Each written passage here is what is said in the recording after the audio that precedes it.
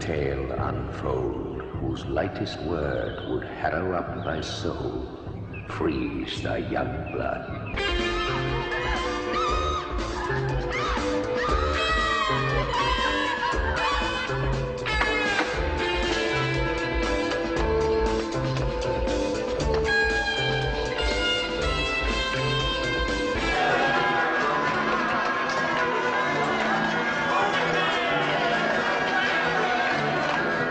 I am here to investigate the disappearance of a young girl. Where is Rowan Morrison? If Rowan Morrison existed, we would know. I suspect murder. Sergeant, I've already told... In the name of God, woman, what kind of mother are you? That can stand by and see your own child slaughtered. You are the fool, Mr. Howie. You're liars. You are despicable little liars.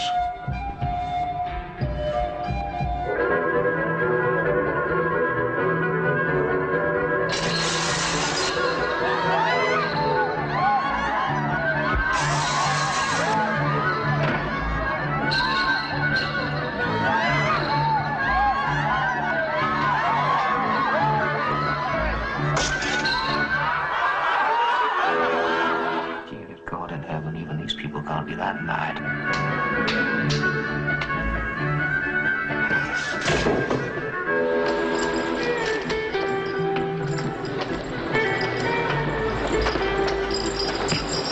Where is Rowan Morrison? If Rowan Morrison existed, we would know.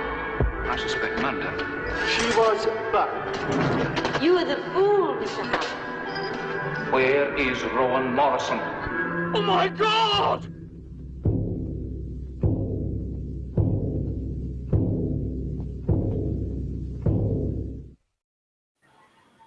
Well, good afternoon, good evening, and good golly, Miss Molly. Welcome, everybody, to this week's edition of It's Only Talk and Roll. And we've already got a few wonderful people in the chat that are supporters of the channel. Hail to Davina. Great to see you again. Vince Womack, fantastic to see you. Sentient Dildo, you're here. It's fantastic to see you too, buddy. Just kidding. D-Bud Martin, thanks for being here, mate, and for wrenching. Absolutely awesome to see you yet again. I did get away with the music there. I was just realised that trailer's got a lot of the soundtrack in it. I thought, oh God, they're going to kill us over that, but we got away with it. Lord Thoth, my Canadian hockey-loving friend, good to see you. Hockey's not a real sport. It's not a real sport. Hacky pack. It's just somebody hitting a bunch of rubber around, which is Sentient Dildo all over again. Actually, C. Clay Thomason, good to see you. Darius will be joining us shortly, my co-producer. Christian Delorme, who did a great stream during the week on with Robert Palmer. He's here. And over in Odyssey, Corner B and Vince are hanging out. And I will get to all of you later, and thanks for joining. But I'd also like to welcome my esteemed and wonderful panel today. It's great to see you all here. I have a very special guest, and no, Pope, I'm not talking about you, joining today, and I've even got a very special intro for him. Oh God! Oh Jesus Christ! Oh no, not the beast! Not the beast! Ah! That's what they call a low effort meme. that was pretty low effort, man. I would like to welcome the great, the wonderful, the leader of the Comix Division to the show. How are you, sir? You're overinflating my ego for start. No, I'm doing pretty good. How about you guys? No, we're great. Yeah, it's great to have you here. Not inflating your ego at all. You are the leader of the Dix Division, and there's no getting away from that. No matter how much you want to. No matter how much you may want to, there is no getting away from it. How hard I beg. No matter Some how stains hard on the soul last eternity. And as I said before, that you have been a major inspiration to me on YouTube. You know, it was one of the first chats I ever chatted in. Like, oh, you can type in this thing here and talk to people. Was on your show. So thank you for that. And crazy, right? yeah, and I do promise that I will destroy the pictures of your Taylor Swift fan club membership card now that you've appeared on the show. Well, you know, there's worse blackmail material out there. Thanks to Talks Manflu. Yeah, he's got something special for me tonight. Oh, well, indeed, and I've been generating a few memes myself today, so we shall see. But thanks for being here, mate, and also, as usual, thanks to my stalwart regulars. Pope, first of all. I can see the power with overwhelming firepower. They're fueled by the fear in the random desire. Man, that was some awesome stuff. It is. Sabaton's fucking kick ass, man. Yeah, Sabaton, great band that Pope, I mean, I'd heard of them, but he really introduced me to them properly. So, how are you today, sir? You're in Virginia now, I believe. Yes, sir. Getting set up, having some internet issues. That's why my camera is not on. But we'll fight through it and get through this thing, because this topic is going to be fucking awesome. It certainly is. It's a fabulous movie. I'm just sending the link to another one of our panel who Das Wolfen. It is in the Gilded Das Wolfen, but I will send it to you on Twitter. So yeah, good to see you're settled in, mate. And also another regular, of course, my good friend Imperatus.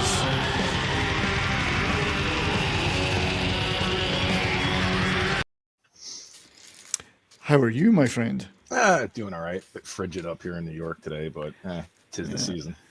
I would have thought this movie was right up your street. I mean, it's all got all sorts of weird rituals in it. And it's such a surreal movie, but it's so damn good.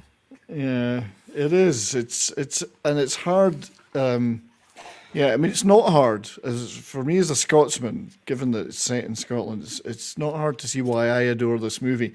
I mean, what isn't there to like about a group of sheep-breeding, free-loving, faintly inbred, hard-drinking rural folk who love setting fire to things?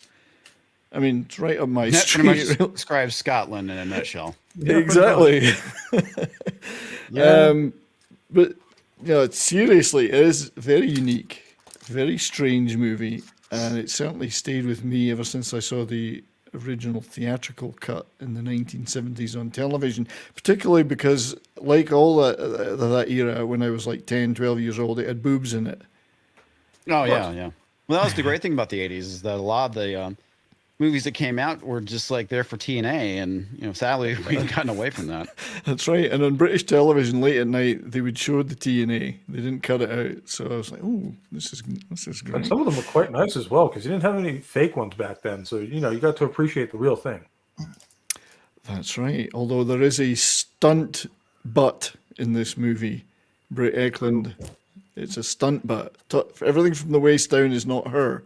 And you can clearly see it's not her in one of the scenes. Not that we'll be able to watch that in this particular show, YouTube being what it is. But there's conflicting stories, because she complained about at one point that her butt had been stunt doubled, and then at another time she claimed that she was being exploited. So which is it? You know, very hard to tell. Well, I guess it depends on the time period, right? It's like either, you know, now it's like all these things that these actors and actresses have done. They're like, oh, I was being exploited. It's like, well, you willingly did it.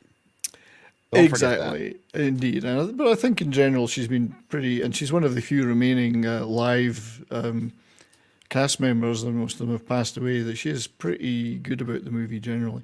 So I'd like to welcome another one of our panelists who's now going to be a regular member of the panel going forward. It's our good friend Das Wolfen. How are you, sir? I'm doing okay. Can you guys hear me? We can. Okay. Good. Thank you for joining us, and I look forward to you being on the panel going forward. No, I'm glad to be here. I have to do it for my sister's house today because I'm house sitting the pets while they're in the. My sister had back surgery today, so they're up in Columbia. dear. So, but she made it through that okay. She's going to be up there a couple of more days, so I'm making sure that the pets get all the food and stuff. Excellent. No, I'm glad to have you here. I don't have a specific intro piece of music clip for you, unfortunately. Not yet, but I will have one next time. But I do have this, though. Nobody will get that with me. It's a Dad's Army, an old British show with a Scottish background. We're doomed. Imperatus is joining the show twice. Yeah, Brave decided it was going to crash on me. Never mind. So anyway, it is a unique movie, and it's an oddity of movie, and Imperatus and I were talking about this. It's billed as a horror movie, but there's no real horror in it. Certainly not overtly in terms of gore. It's just weird. Yeah, it's just weird. There's suspense. Yeah. It does feature some monstrous things, but there's no real monsters in it because it's not that kind of movie. And it's got kind of a supernatural feel, but there's nothing supernatural ever really happens in it.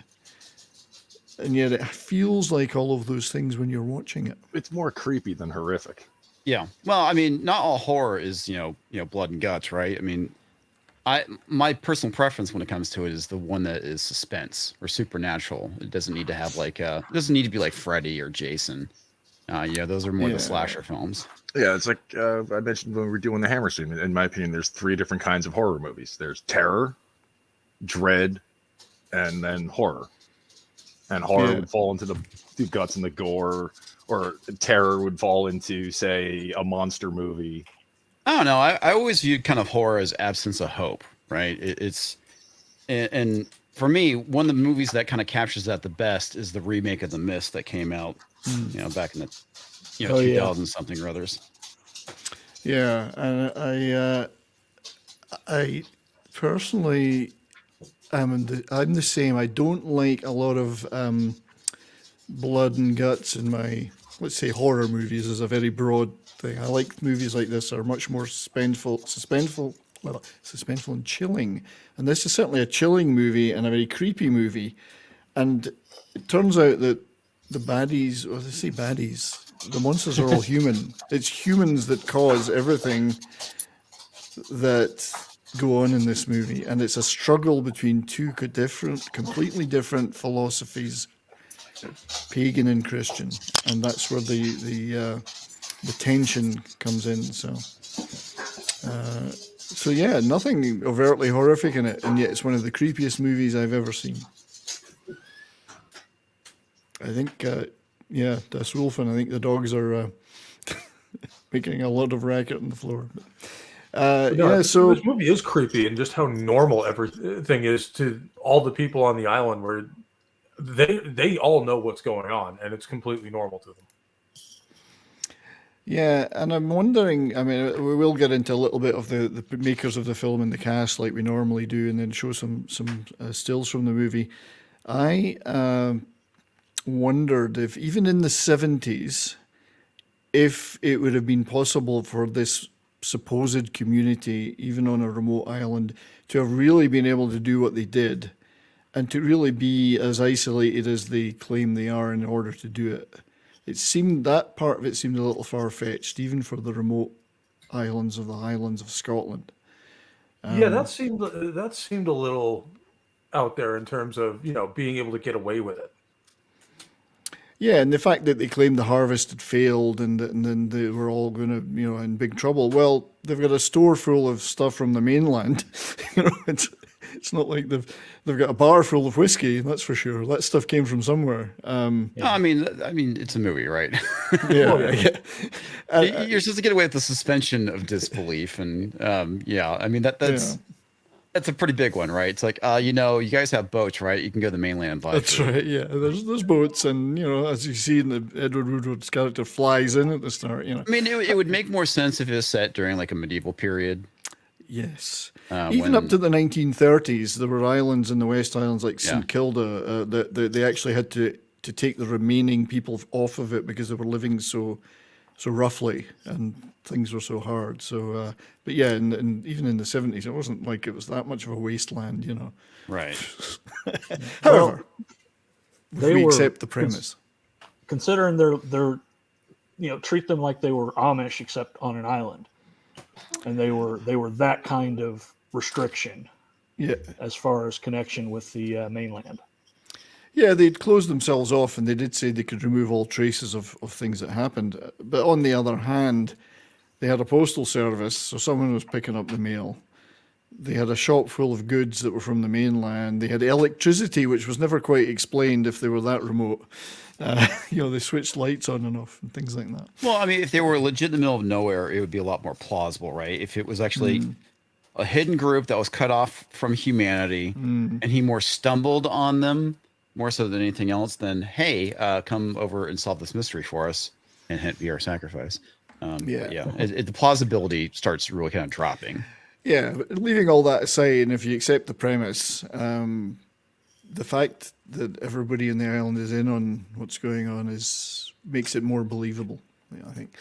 So, as we normally do on the show, when we're doing a movie, we talk a little bit about the people that made it before we get into some of the more specifics. And a lot of people imagine this is a Hammer movie because some of the people that are in it. I mean, Christopher Lee, Britt Eklund, Diane Cilento had all been in Hammer movies. Ingrid Pitt, but it's actually made by a company called British Lion, who were around since like 1919, and they made quite a few movies back in the day, but I think they went bankrupt not long after this, so probably lost their shirt on this one. And they were bought by EMI Films. So the name still exists because they made a sort of a sequel called The Wicker Tree, which I've actually never seen, which was produced under the name British Line.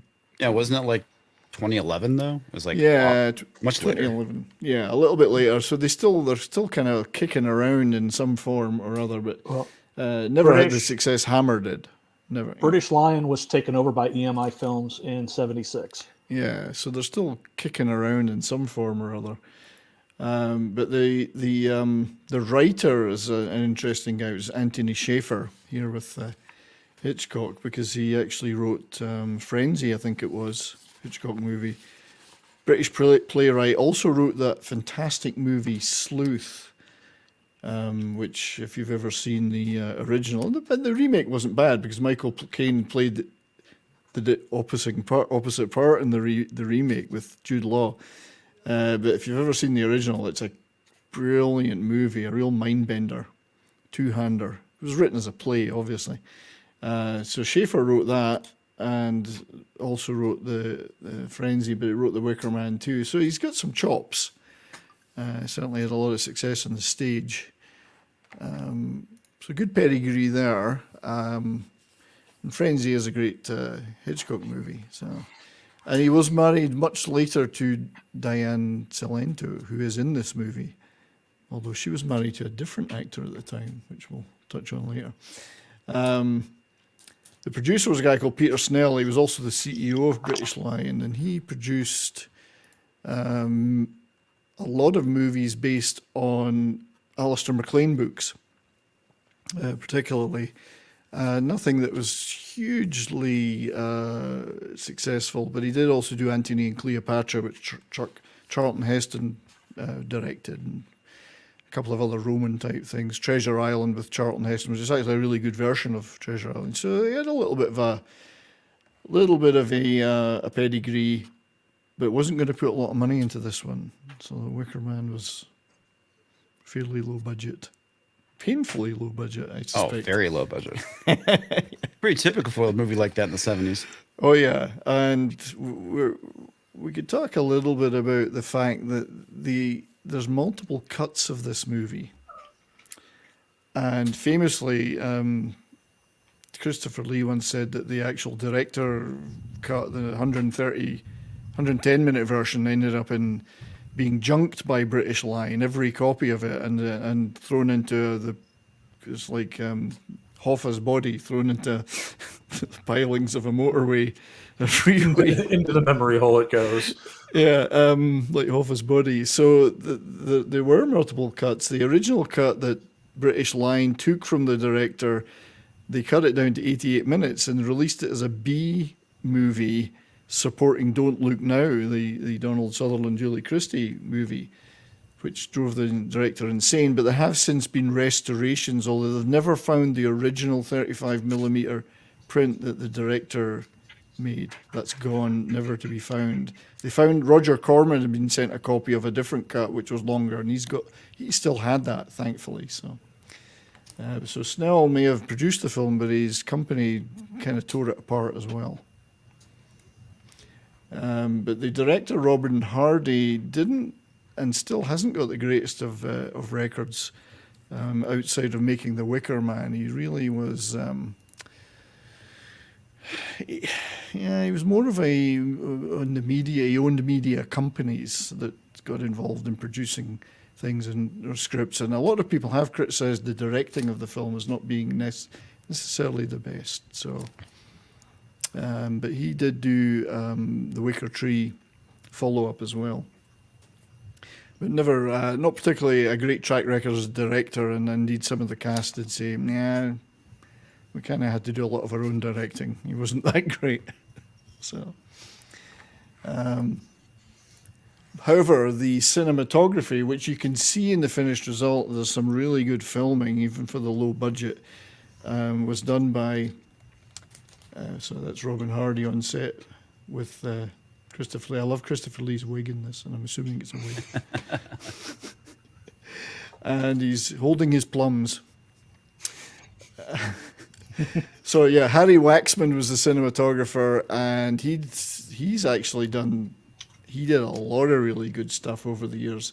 He started with one of my favourite British movies of all time, Brighton Rock, starring Richard Attenborough and William Hartnell, which was about basically an Al Capone-style gangster, but being Britain, a lot less ambitious than Al Capone, and no machine guns. Right, in 1948, Brighton Rock, great movie, beautifully filmed. And later on, he did do another one of my all-time favourite movies. He was the cinematographer on The Day the Earth Caught Fire, which is a great British science fiction movie. Possibly a forerunner of the global warming scare. I don't know. Has anybody seen this movie other than me? I have, but then again, I watch every disaster movie ever made. That's right. Yeah. This is classic British science fiction, produced and directed by Val Guest, who did a lot of stuff like that.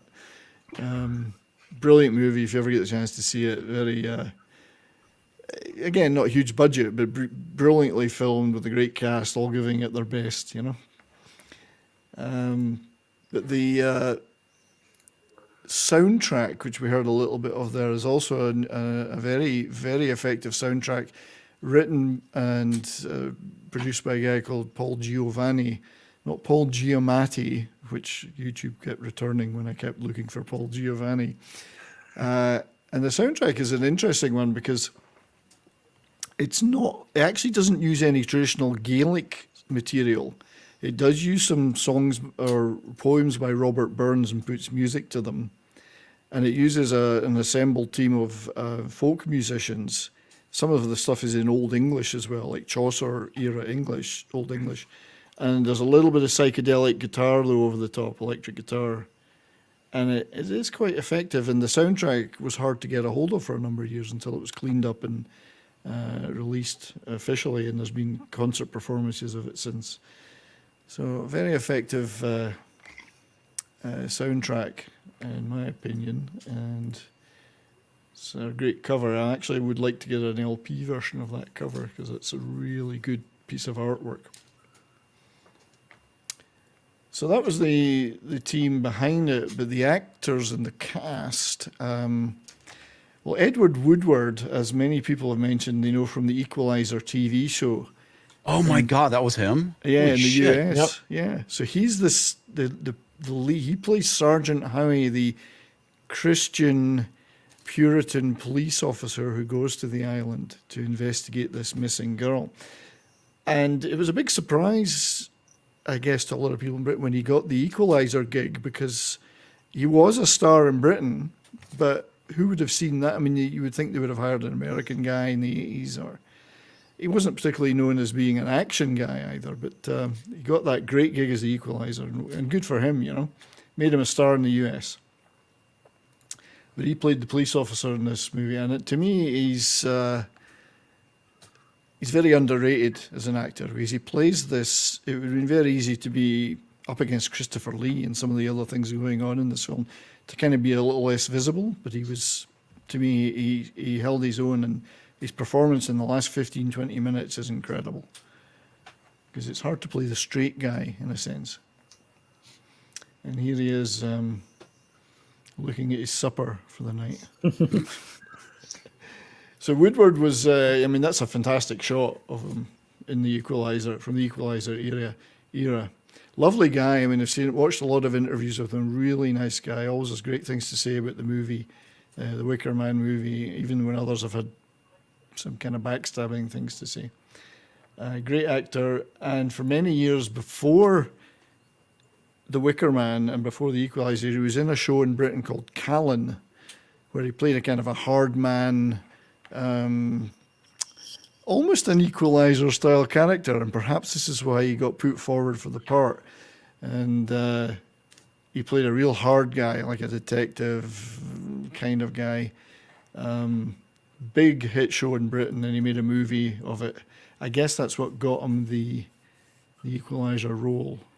If you ever get the chance to see Callan, it's that kind of low budget British thing, but he's really good in it. Very convincing. He's supposed to have this really powerful punch, you know. Wears a black glove on his hand all the time. So great stuff. But then there's not a lot we can say about the next guy, Christopher Lee.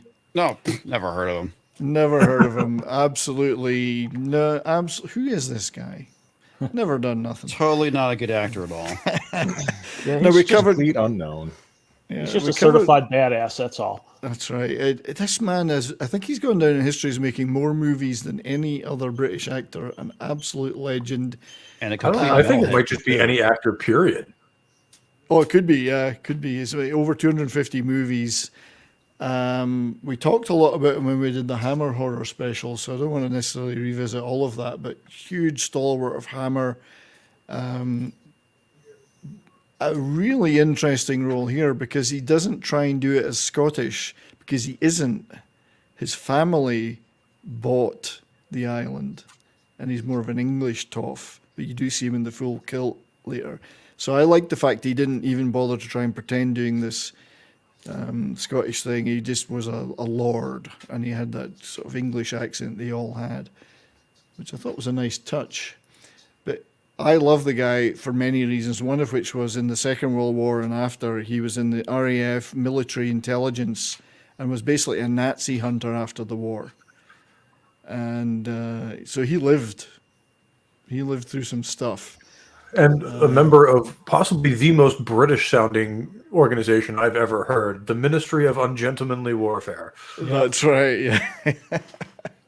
Yeah, that's pretty British, all right. Unless I'm mistaken, wasn't he a cousin of Ian Fleming? He was Ian Fleming's cousin. And also a distant relative of Charlemagne, which is actually the subject of his metal album that he did with Richie Faulkner from Judas Priest. Yeah, that's right. Which is fantastic if you haven't checked it out. Yeah, he did a metal album. I mean, what more can you say? He did two, actually. He did a metal Christmas album, too. Yeah. Mm-hmm. Although the Charlemagne thing is a bit of a red herring, because virtually all of us, if you're of Western European descent or descended from Charlemagne, you've got a little bit of his genes in you because of the way genetics spread over 1,000 years. Yeah. We're all descended from kings, in other words. So when people go, I'm descended from a king. Well, yes, you are. You're also descended from thousands of other people who are not kings. Yeah, pretty much. Yeah. So Christopher Lee, fantastic guy. Legend. Also, of course, we had, now, what is this girl's name? Is it Britt Eklund? That's it. No, the lovely Britt Eklund. Possibly, and still around, still with us. She's aged 80. She's had a hell of a life. First of all, married to Peter Sellers. Later, many years later, married to Slim Jim Phantom of the Stray Cats. Girlfriend of Rod Stewart. I mean, She's had a hell of a life, and she is one of the stars of this movie, and does happen to display many of her charms in it. Playing the, I guess, the kind of like the waitress helper in the bar, but also a key part of the seduction team. And also, like Christopher Lee, famously appeared in a Bond movie, of course. So we've got Bond connections. Nice. Yeah. And here she is in the movie with holding a key that, because of the positioning, appears to cost £1 in the background. So also another star of the movie has Bond connections too, Diane Silento, Australian, who was married to Sean Connery at the time this movie was made. Interesting. It is, especially given that the writer of the movie, Anthony Schaefer, ended up marrying her later. So, Hollywood's weird. It is weird. Even the British version of Hollywood is weird. Yeah. But yeah, she is in this. She was in many other movies over the years, but probably possibly more famous for being married to people. She's an Australian as well, so Struth. We won't hold that against her. Indeed. And here she is playing the school mistress in the movie, who we'll see some stills of later. She's a piece of work. And also, of course, Ingrid Pitt, Hammer stalwart, was in Where Eagles Dare, which is a fantastic movie, but also in lots of great Hammer movies, Vampire Lovers, etc. And she plays the librarian in this movie. And I can't see what people see in her. I've got no idea. No idea. I can think of a couple of things. Yeah. Well, exactly. So it had maybe a pair. A pair of things. So not a bad cast, if you think about it, for a little B movie. The reason I showed this picture standing next to Britt Ekland is a guy who's called, his name is Lindsay Kemp. And, the rest of the cast are mainly Scottish bit, extras and bit actors, two-bit actors kind of thing, It's a bit derogatory term, I don't mean that. But, minor actors. This guy, Lindsay Kemp, was the guy who taught David Bowie how to do mime. Why he's in this movie, nobody knows. Other than the fact that he maybe had a relationship with the guy who wrote the soundtrack. But yeah, Lindsay Kemp was famous for teaching David Bowie and Kate Bush how to do mime and how to dance. So he gets a part as the barman in this movie. Again, not Scottish, but there you go. So that's the main cast of the movie. How does everybody feel about that? It's an amazing cast, especially for a movie such as it is. Yeah, they all played way above what this movie ever expected to be. Oh, yeah, for sure. I mean, this is basically a B movie, and it's like you have Christopher Lee in it. But again, Christopher Lee's been in a lot of B movies, so. And that's right. Everyone. Christopher Lee never really turned down a role. He's one of those guys that even if he didn't think it was worth much, he would give it everything, but he never turned them down, which is why he worked so hard. Until they started doing the 14th or 15th Dracula movie, then he was out. Yeah. He didn't want to speak in the second one, of course, because the script was so bad. So no lines. He cut all his lines. So Toxic is in. Some guy called Toxic's in the chat. I have no idea who that is. Yeah. No. You might want to ban him from your channel. He just causes problems. I think he's just perving for Britt Ekland. Yeah, probably. Not that I blame him. Also got no. Soul Assassin is here. Greetings to everyone that's here. Please make sure you hit the like button, send out links, all that good stuff. Leave a comment. Sentinel is here, our metal brother. Good to see you, buddy. My co-host for Rock and Roll Religion. Indeed. And Sentient Dildo is all over this chat. Oh, and we have the great Polly, Latino Slat here. Good to see you, my friend. I'm going to get you as a special guest on one of these shows, and I have the very topic, but I'll tell you about that And Polly, I have a very special message for you. I do nothing for your pleasure. Yeah, he just has to pleasure himself. And we have a new sort of name I've not seen before, Busy Bitico. Well, thank you for being here, and please, watch the replay and let us know what you think. Thanks for joining us. So, good to see you. We have a Scotland Yard bot who may or may not be related to someone who's from the city of Detroit. Take him to Detroit. No! No, not Detroit! No! No, please! Anything but that! No! What's all this then? That's not how he spoke though in the film. It was, let's geez a break. What's all this then? I'm from the Highlands. Even Edward Woodward is English, of course, but he did a great Scottish accent. He didn't overdo it, you see. How are you, brother? Oh man. Oh, thank you for your patience. Yeah, no, the whole system went down. It's about to go down tonight, so I had to finish up some stuff. Sorry I'm late. System's rotten to the core. Yeah, I wouldn't be screwed, but fuck the system. People at the company would be screwed, and I can't do them like that. Well, thank you for joining us. And as usual, you're my co-executive associate assistant head producer. So I appreciate all the help you give me, because I'm losing control of this chat already. And I just watched the movie, though. So was that the first time you'd seen it? Yeah, that one. I watched the Nick Cage version a couple months ago. I'm sorry. I'm sorry about that. You did see my introductory meme for comics then, I take it. Yeah. I thought he's seeing the bees in horror from a distance, and I'd mixed the two movies together, but it took me, I was running out of time, so that was the best I could do with the face. But it's great to see Polly in the chat, buddy. It's always good to see it. So, so I'm going to kick off the little... the backing, the movie of the stills of the movie, or whatever we would call it. So please, yes, we can talk amongst ourselves as that's running, and if we feel like stopping any. So the movie does start with, this is the 93-minute cut. Not the final cut the director would like to make, but those are all lying in the concrete in a motorway piling somewhere, according to Christopher Lee. So this is the best cut that I think is available today, with some additional scenes. The theatrical version starts with Edward Woodward flying to the island.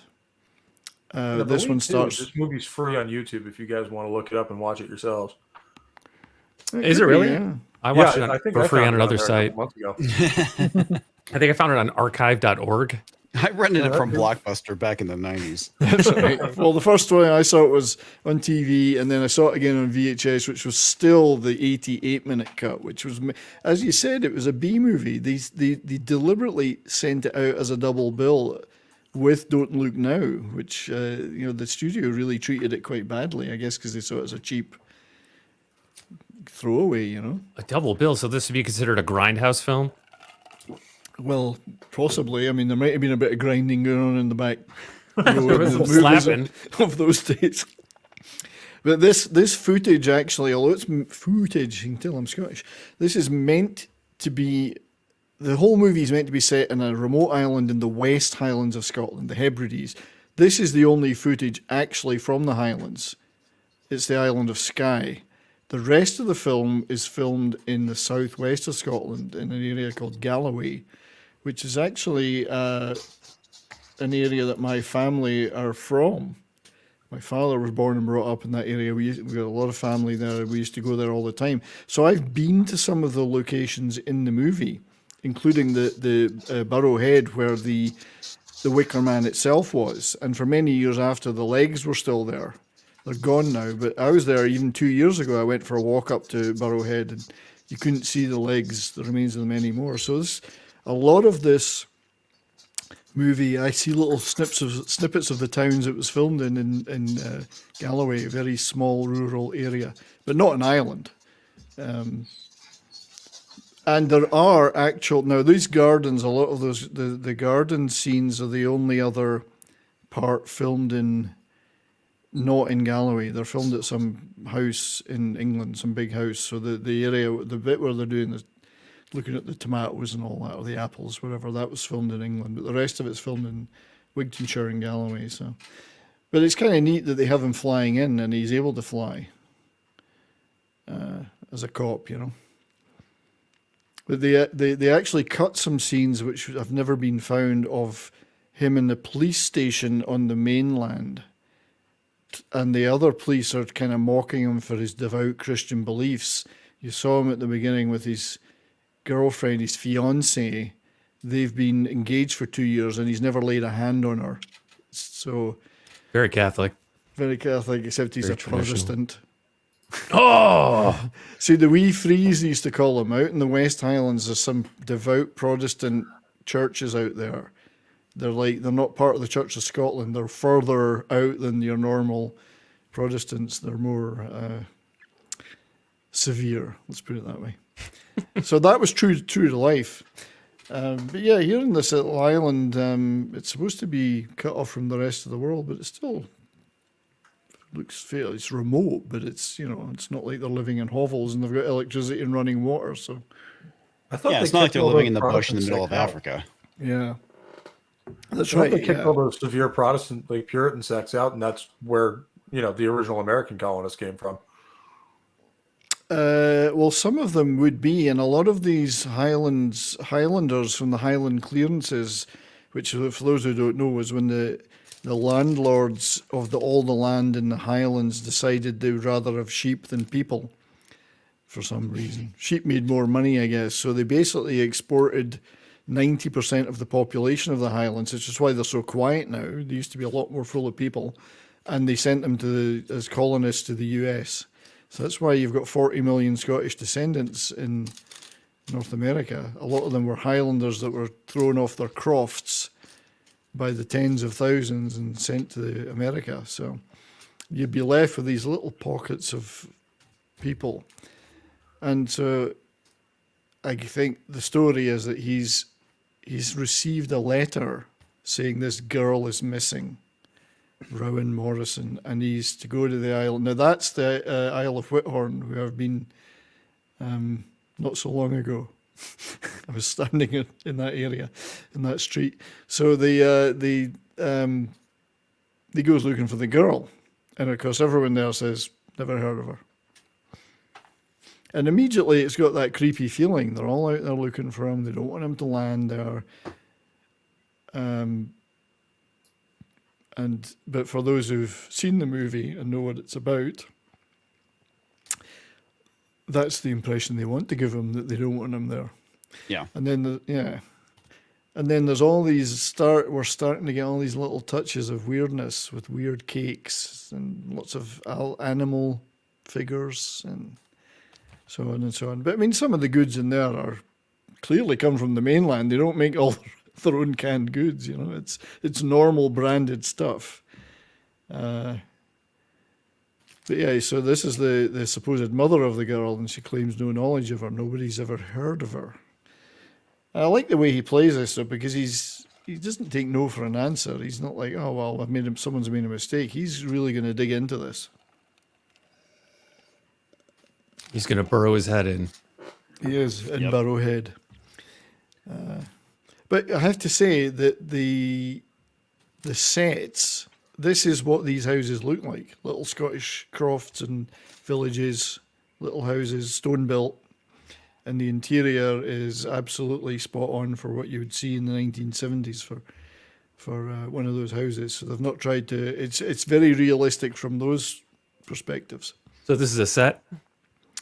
I don't know if it's a set or an actual house, but it looks just like you would expect to see in one of those houses. It's especially small. For a movie with this budget, they may have just taken over a small Scottish village and filmed it there. Yeah, I'd say it's probably a real house. Yeah, I mean, they took villages like the Isle of Whithorn and Creetown, and they probably just took over a couple of houses and a real bar. It's probably a real bar. In fact, it is. I think this is a real bar in a town called Creetown. I've never been in the bar. I've been through the town many times. I'll say town is a village, and it is the kind of pub you would have seen back in the day. It's funny how some of the guys are have got the long hair. The younger guys are got long hair. They're not all, they're not that disconnected from the styles in the mainland. So Dildo's asking if it's near Glencoe. It's nowhere near the Highlands. It's actually in the south of Scotland. This was filmed, southwest Scotland. So it's not. It's meant to look like the Highlands, but it isn't. It's a very different area. I love these pub scenes, and again, you're getting this weird feeling from them all. Those Dutch angles look really good too. Yes, absolutely. But yeah, Woodward's like, and he's the Puritan Christian, so he's not very happy with the carousing.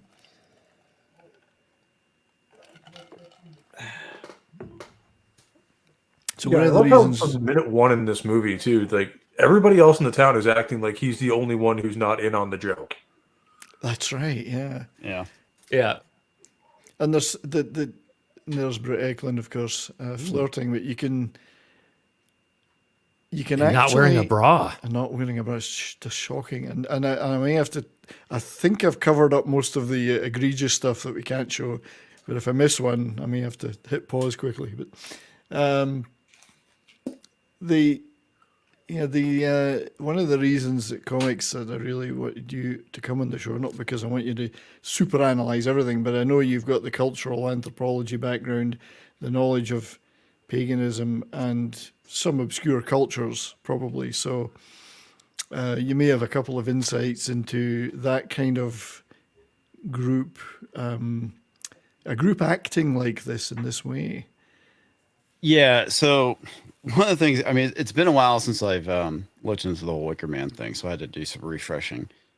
So there really is not a reliable source whether the Wicker Man was actually a thing. It was primarily recorded by Caesar during his campaign in Gaul. And though there is archaeological evidence that the Celts did, the Gaelic people did go and sacrifice people, it was not very frequent. But there is evidence. Yeah. But everything that we kind of get from this is either Greek or Roman in origin. And one thing that is, pretty prevalent throughout history is that typically when you're going to war with somebody, you do a bit of a propaganda smear on them. And so that's where you kind of get the account of, they burn these giant wicker, statues filled with people and animals. Odds are, realistically, probably didn't happen. If they did, it may have been baskets rather than an actual wicker statue. So these are things that we need to take in consideration when we look at the past. You gotta look at the source, right? And that was Caesar. Yeah. So the writer Schaeffer has probably taken elements from various myths and places and kind of thrown a few of his own concoctions on top. Oops! Don't look at that. I thought I'd cut them all out. Yeah, throw Mad Mardigan on it. I cut a lot out and I'd thrown some mad on some of them. But, that one I missed. Sorry about that. Sorry, YouTube. Richard is correct. I will trim that later. So I'd like to thank Christian DeLorme for tipping $5 to buy, in Canadian money, to buy a whiskey shop. Of course, Canada's economy being what it is, that will buy me the water that will go in the whiskey from the tap. So, but thanks, Christian. You're a good lad. Appreciate that very much. Keep the lights on. Anything I get tipped is going towards studio improvements. I would call it Monopoly money, but I'm not so sure that Monopoly's not worth more at this point. It is, yes. Yeah. Canadian Tire money, which we have here, is worth more. It's the stuff they give out when you buy things there.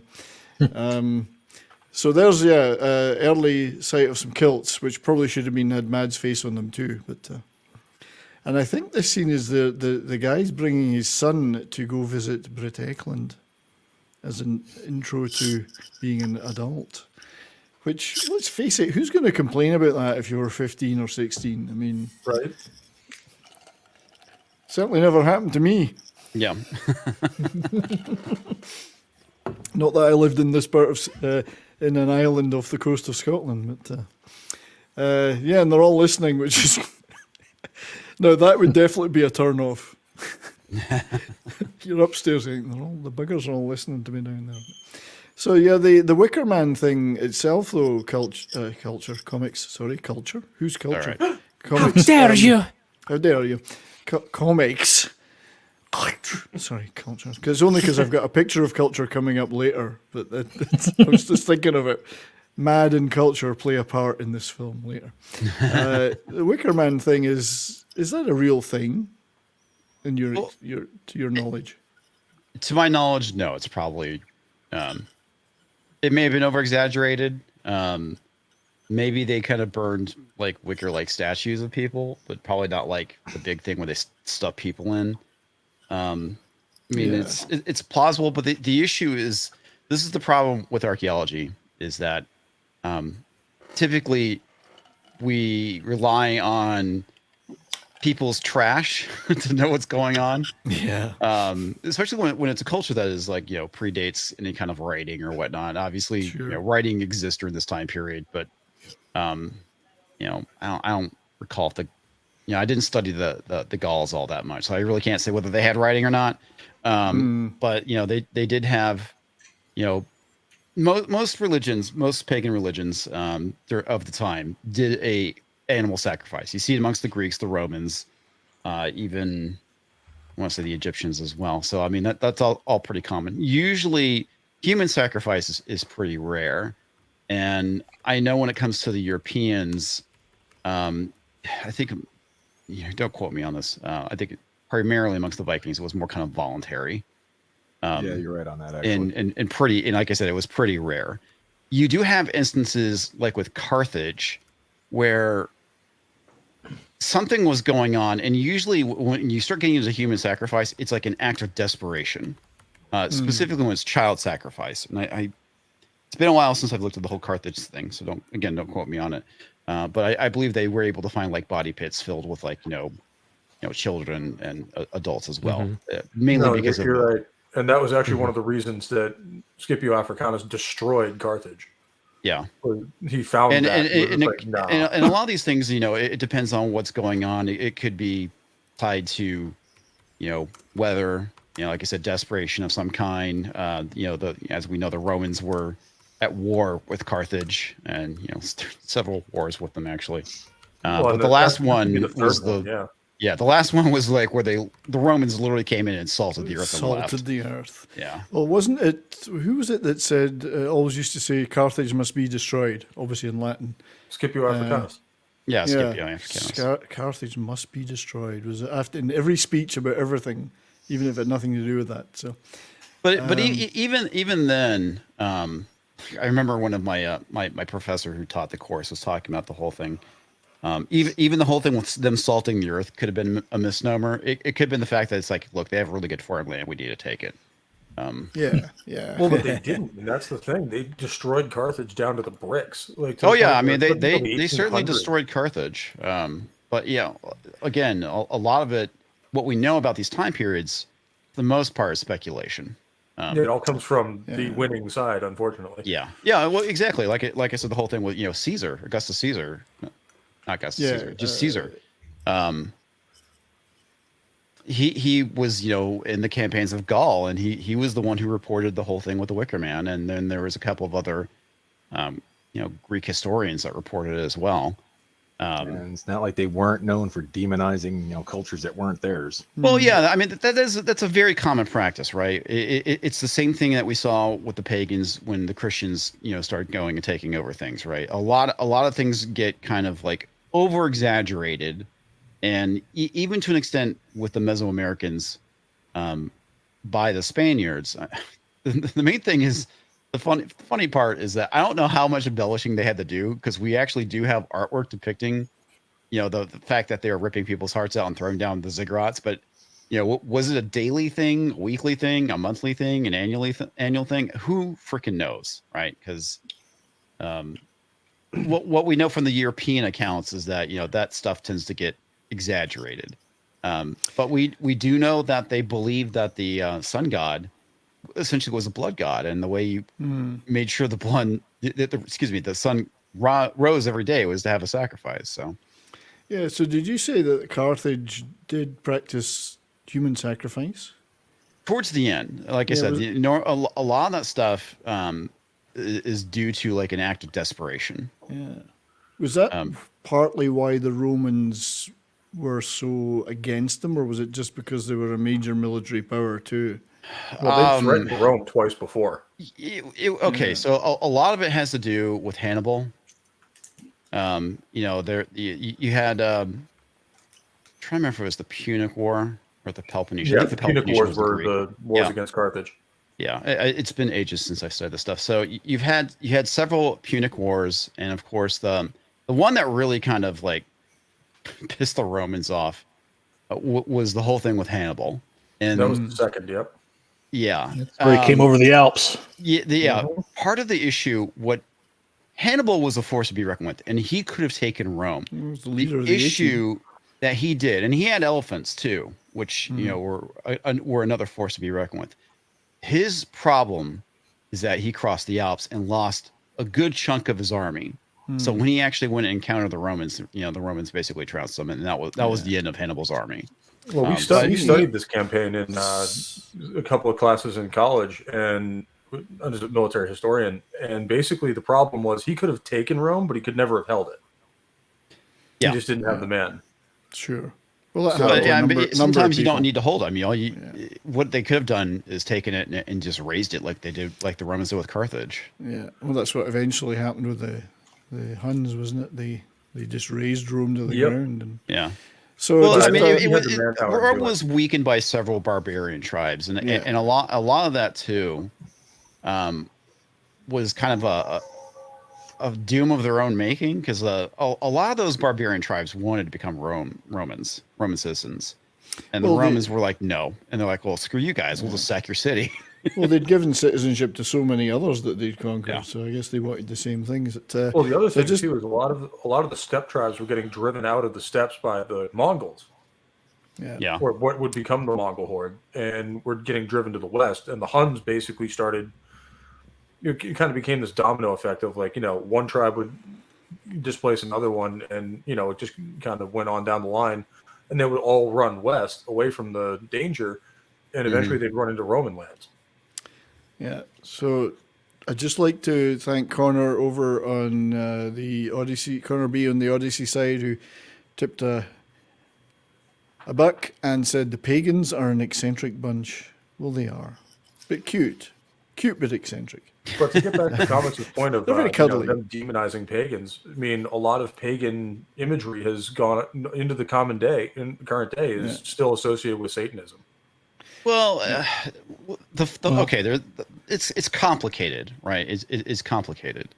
It is and it isn't. I mean, a lot of during that time period, a lot of like pagan festivals and even saints to a degree came from paganism, and a lot of it had to do with the fact that if you want to get people to follow your religion, you basically adopt their holidays, and so a lot of like major Christian holidays, look at Easter. It's basically right around the corner from Beltane.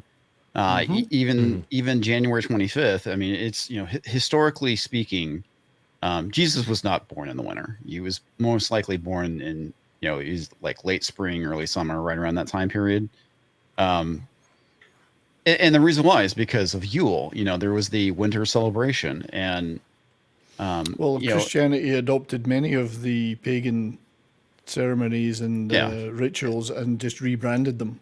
Yeah, I mean, just look at Santa Claus. I mean, especially if you look at European Santa Claus, he's the Holly King. There's no doubt about it that Santa Claus or Saint Nick is the Holly King.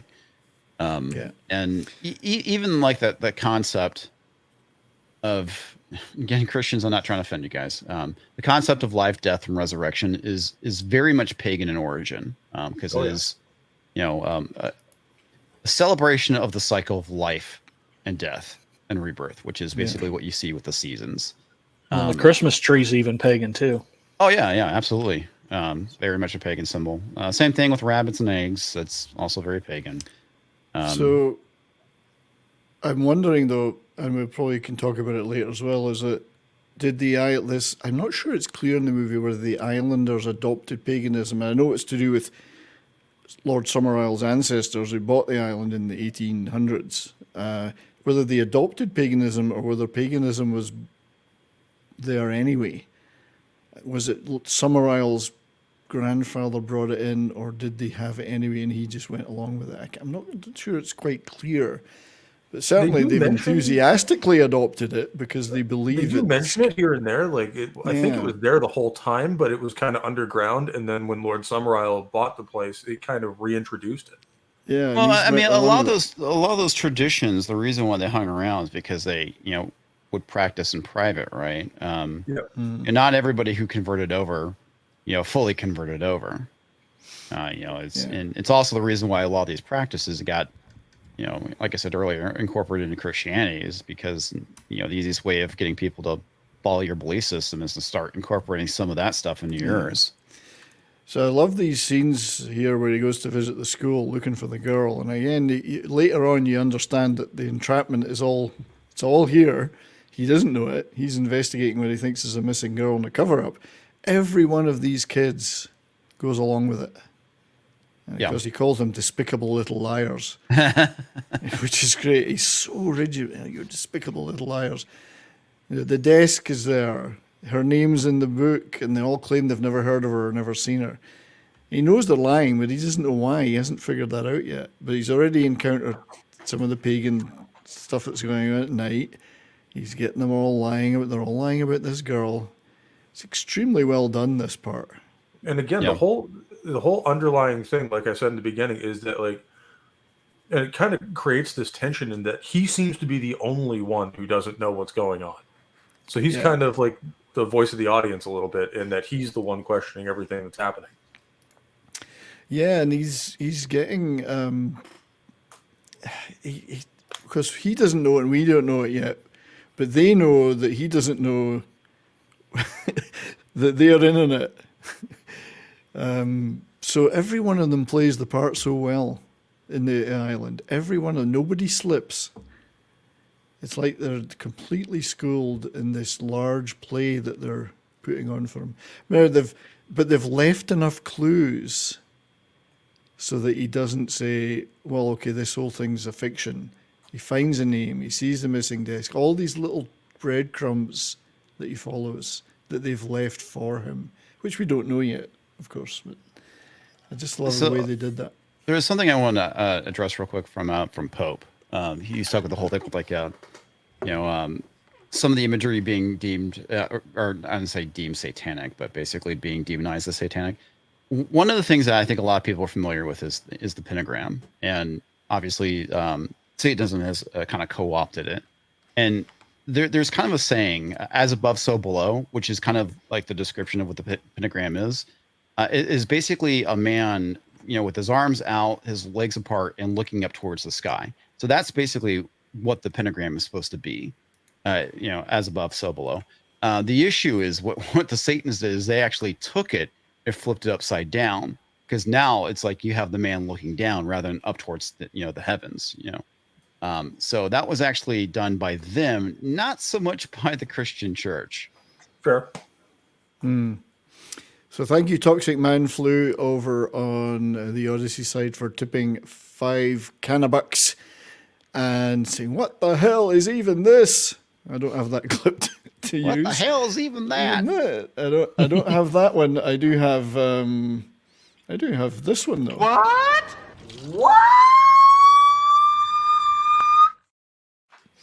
That is awful. It's terrible. There are worse ones. Cursed is how I put it. Yeah, the one I prefer to play is, I think it's I have so many videos here now. You know what it's like when you get too many videos? You have our gratitude. That's a better one. So thanks, Toxic. I know you're just sticking around because you want to see Edward Woodward's arse. Well, unfortunately, he doesn't get naked. He wears very nice pajamas. But we'll definitely be seeing some TNA, albeit covered up. Oh, close one there. But the baby just covered up for us there. So this is just a real barely. yeah, this is a real old ruined kirk as they call them, church in Scotland. And they're all over the place. And these old graveyards, they're everywhere. Every little town you go to, sometimes 1,000 years old or more. And so I really like the fact they used one of these. I know they've roughed it up a little bit more because the villagers are meant to have desecrated it. But you'll see, you go to Scotland, you'll find graveyards like this everywhere, old ruined churches and old graves. You can't even read the stones some of the time. That's crazy. It's fascinating stuff. Yeah, I like to look around them because the ones you can read, you can read the names and they're 300, 400, 500, 600 years old sometimes. That's pretty neat. Hey man, I hate to do this to you, but I do have to bail. No worries, sir. Let me just pause that and go back to here.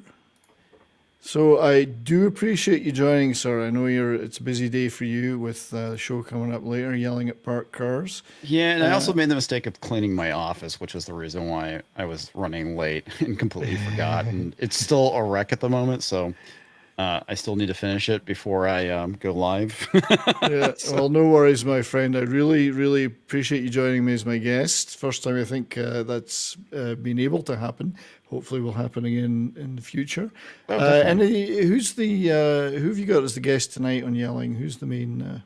We're having Southern Bell on tonight. One of our viewers to talk about what's going on with the FTX thing. Nice. Yeah. Is that her first time? No, it's second time. Cool. Well, look forward to chatting and being in the chat on that and doing a bit of modding and a bit of memeing. So we'll see you later on. And thanks again, sir. Thank you, sir. Thanks for having me on. It's have a a good pleasure day, being here. Comix. Hey, Thanks for hanging out, Comix. Thanks, Have guys. a good one. Cheers. I don't have a clip to play people out with. I do have this one. Sound like a cop to me. Just to keep the toxicity levels up. But yeah, subscribe to Comix, those who are not already subscribed. Yelling at Parked Cars tonight, always a great show. I have the privilege of occasionally dropping into that and being a guest, and it's always awesome fun, and get those memes going, the Dix Division memes. Mm-hmm. So and Tox, I didn't mean like that. Not that first time. Right, now I gotta get this damn thing playing again. There we go. That's it. So as you can see, there's a lot of inbred people in Scotland by the looks of that. And You don't say. this is another neat touch: the toad in the mouth to cure the sore throat. But they used to say licking a toad would, or was that a Family Guy episode? So it's not a metaphor to have a frog in your throat? No. But is there anything wrong really with licking amphibians? I don't know. Well, there's some toads that you lick that'll get you high, but it can also kill you if you lick it too much. Oh, like Bufo. Yeah. Pretty sure that was a Family Guy episode. I think the Simpsons there really are yeah, toads Simpsons. Yeah. Like, Dad, have you been licking toads? I haven't not been licking toads. So now he goes looking for more records of stuff. But again, this for a supposedly cut off isolated island, they're pretty well organized. They've got a filing cabinet and everything. This is she's looking very severe there. I think later on we see most of these ladies in slightly more abandoned clothing at the end scenes at the end. Yeah, so yeah. I wish we could actually just play the movie, but of course we'd be struck to hell. But again, there's just these little breadcrumbs, and I like the the fact they're all playing such good actors playing the part of actors. I love how the clues too are just subtle enough that he thinks he's actually getting somewhere. That's right. It's breadcrumbs for him, but he's seizing the breadcrumbs, not realizing what's really going on. And now we get some of the rat brains, always my favorite. Hearts. Yeah, the guys, they're selling some interesting stuff in this store. Looks like inside of Imperatus' fridge. It is. I was just thinking that, yeah. Yeah, what are you drinking tonight, Imperatus? Well, I've got the rat brain liqueur. Oh, vintage. come now. You know I've got better taste than that. Not by much, but it's still better.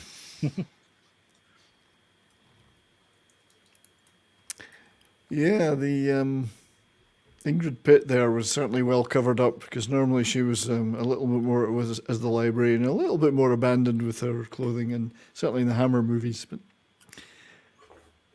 I noticed there is no motorized vehicles on the island, though. I don't think it's one thing they don't have now. These are not nude, just for YouTube's purposes. These girls are not nude.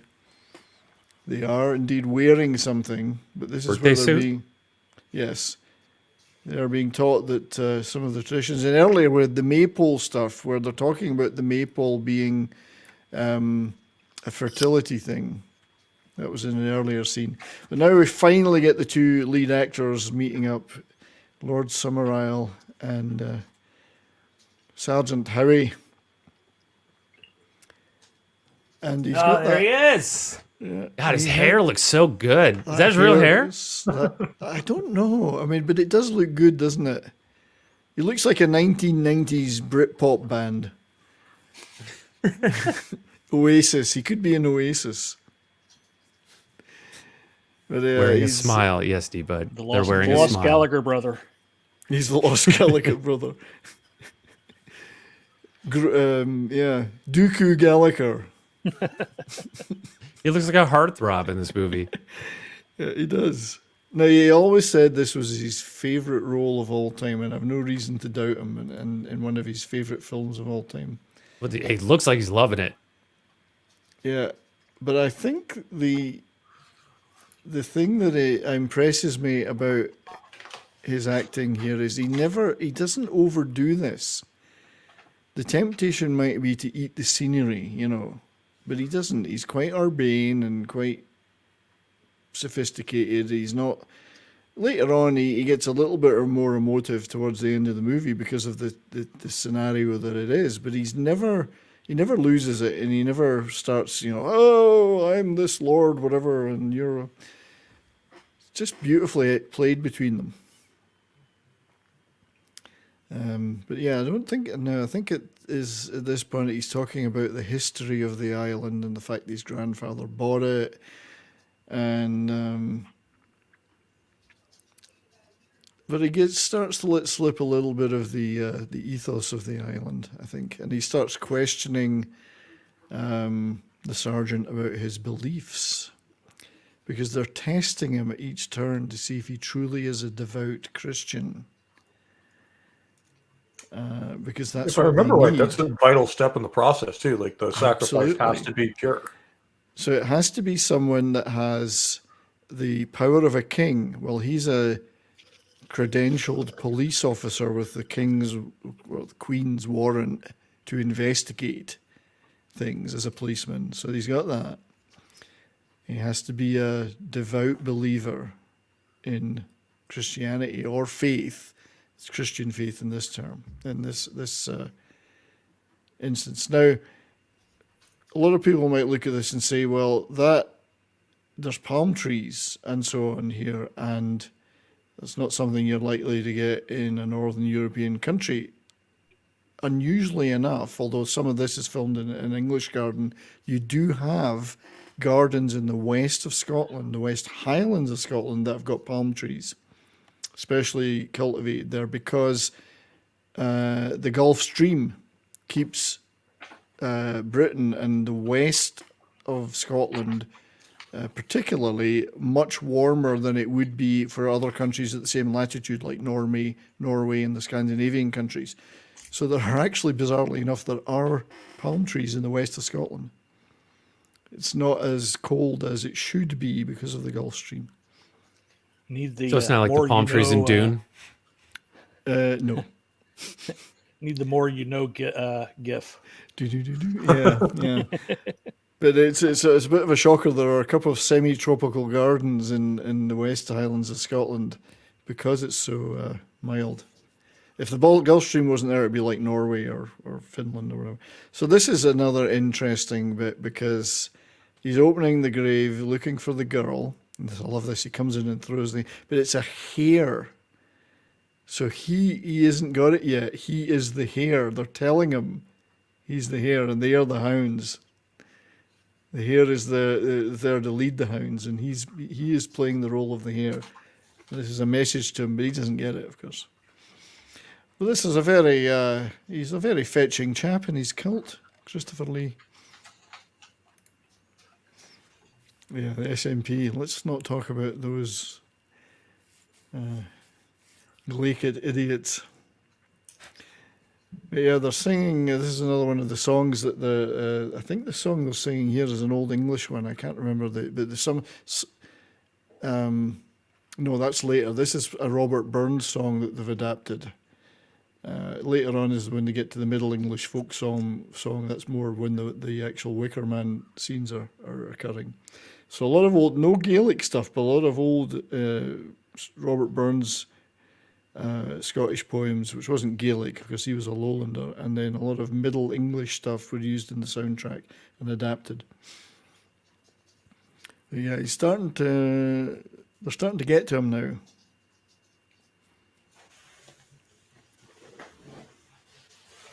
I don't know if any of you guys have ever been to Scotland. Any of you at all? I haven't. No. Nay. Laddie. I've just been to London. Well, it's not the same. I was 14. I went with a family. It was a family trip. So. Oh yeah. I had a cousin that was playing soccer. Then we went to. He played in London for some summer thing. Oh right, yeah. Well, they're mad about their soccer in Britain. But it's a world of difference between what is supposedly the West Highlands and the islands out there, and London, of course. But both mock each other. We had up in Scotland. There's lots of jokes about the English in places like London, and they've got their jokes about the Scots too. But there's still, even today, places like this in Scotland, little places. They're not really that disconnected from the real world, but they've still got the buildings, as you'd see it in London. There's buildings that are hundreds of years old, if not 1,000 years or more old, all the stone-built stuff. Tower of London is fantastic. And everywhere you go in Scotland, you'll find an old church or a castle, or a ruined castle, or a ruined cathedral, or whatever. That's just full. You can't go anywhere without stumbling over that stuff. So just great. London is like Scotland, if you can imagine it after a nuke. London is hardly English anymore, but yeah, it's a great place if you want to see history. Hell, you've got Roman stuff there. You can stumble across. And then out in the Western they didn't really build a whole lot of stuff in Scotland, did they?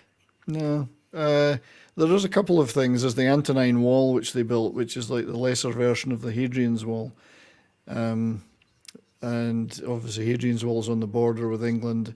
But there were a couple of other forts. And so Mad's making his first appearance. And I hope I caught all of these because there was a lot of them.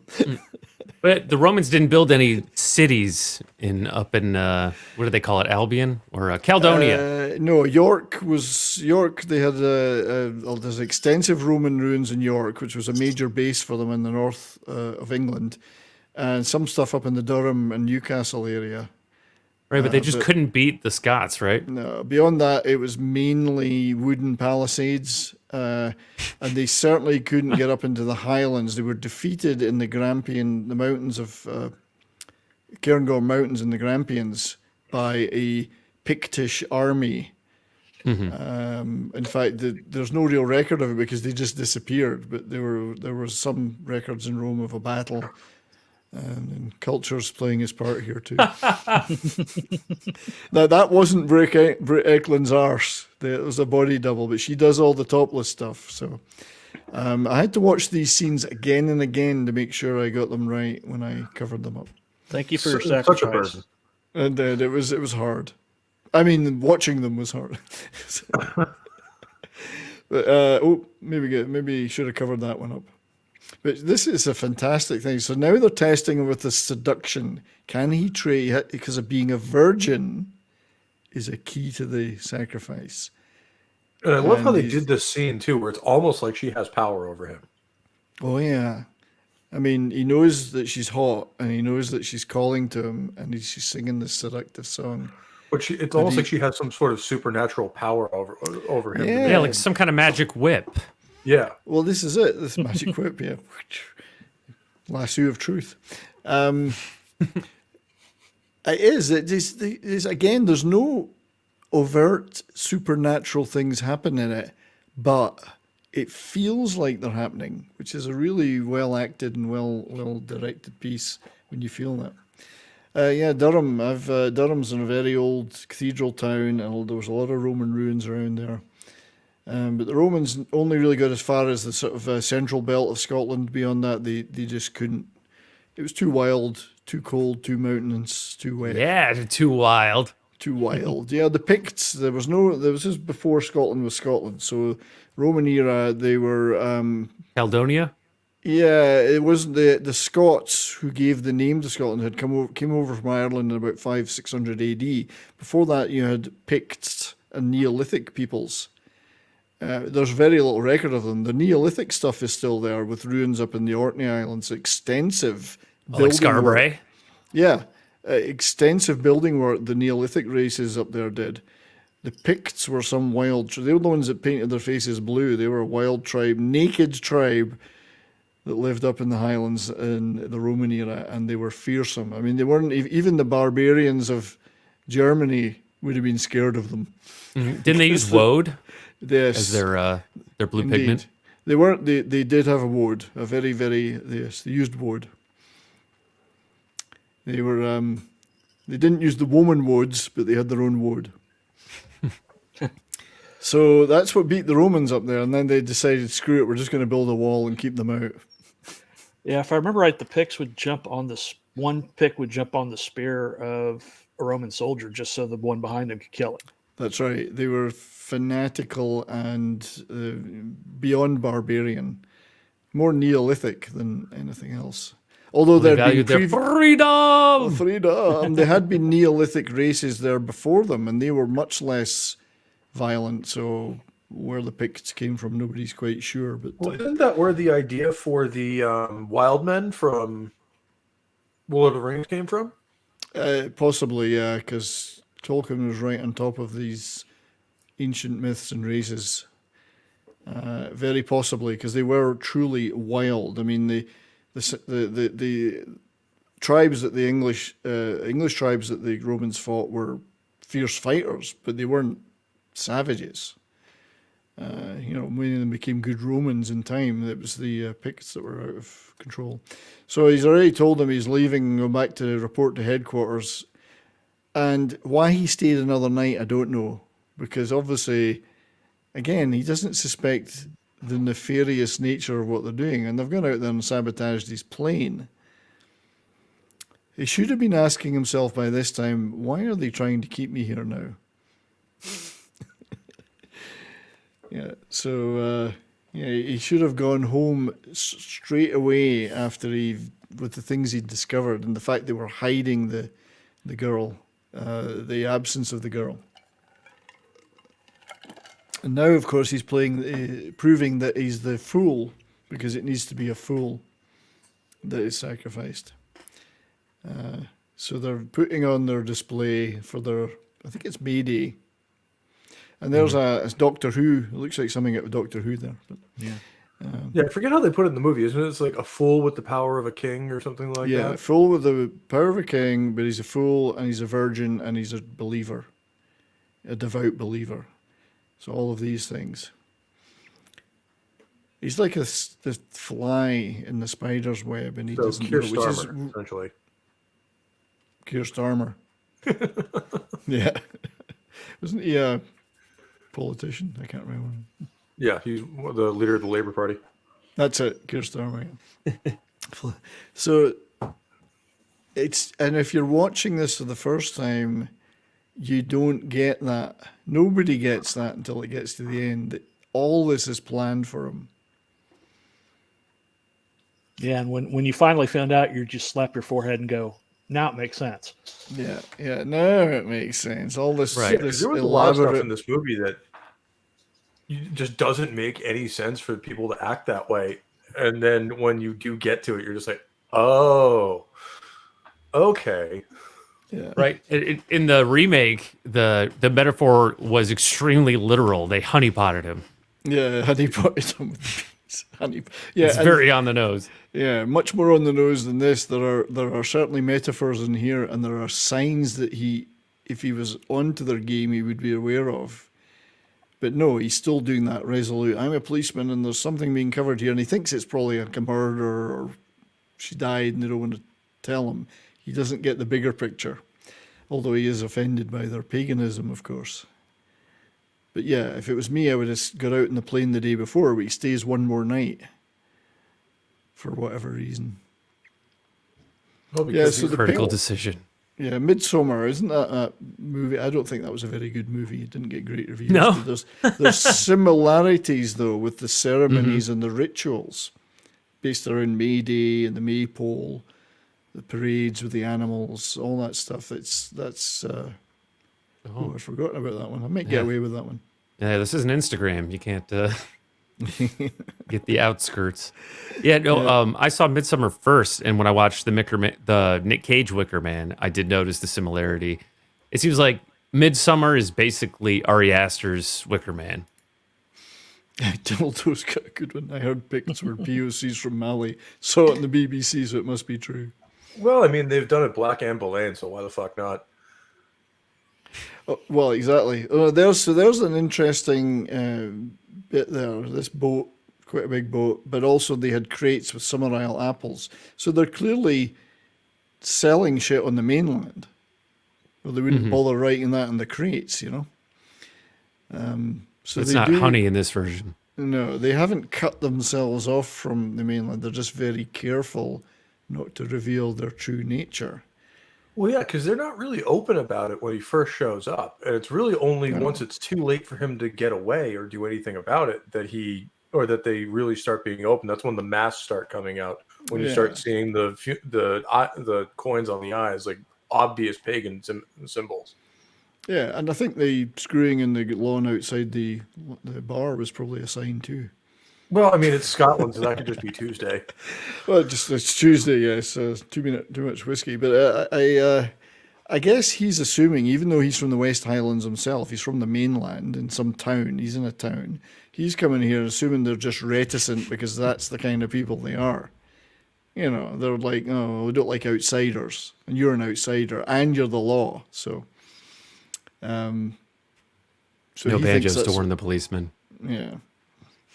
So that's not why very sporting of them. And then he's like an idiot. He goes for a drink. Why would you do that when you know shit's going down? Yeah, he's the fool. He is naive, even though he's a straight-ahead guy. He is quite naive. Yeah, so the Islanders have clearly got a connection with the normal society in the mainland, but that's a veneer. So it's extremely well laid out, and the breadcrumbs that lead him to where he's going and what they do with him.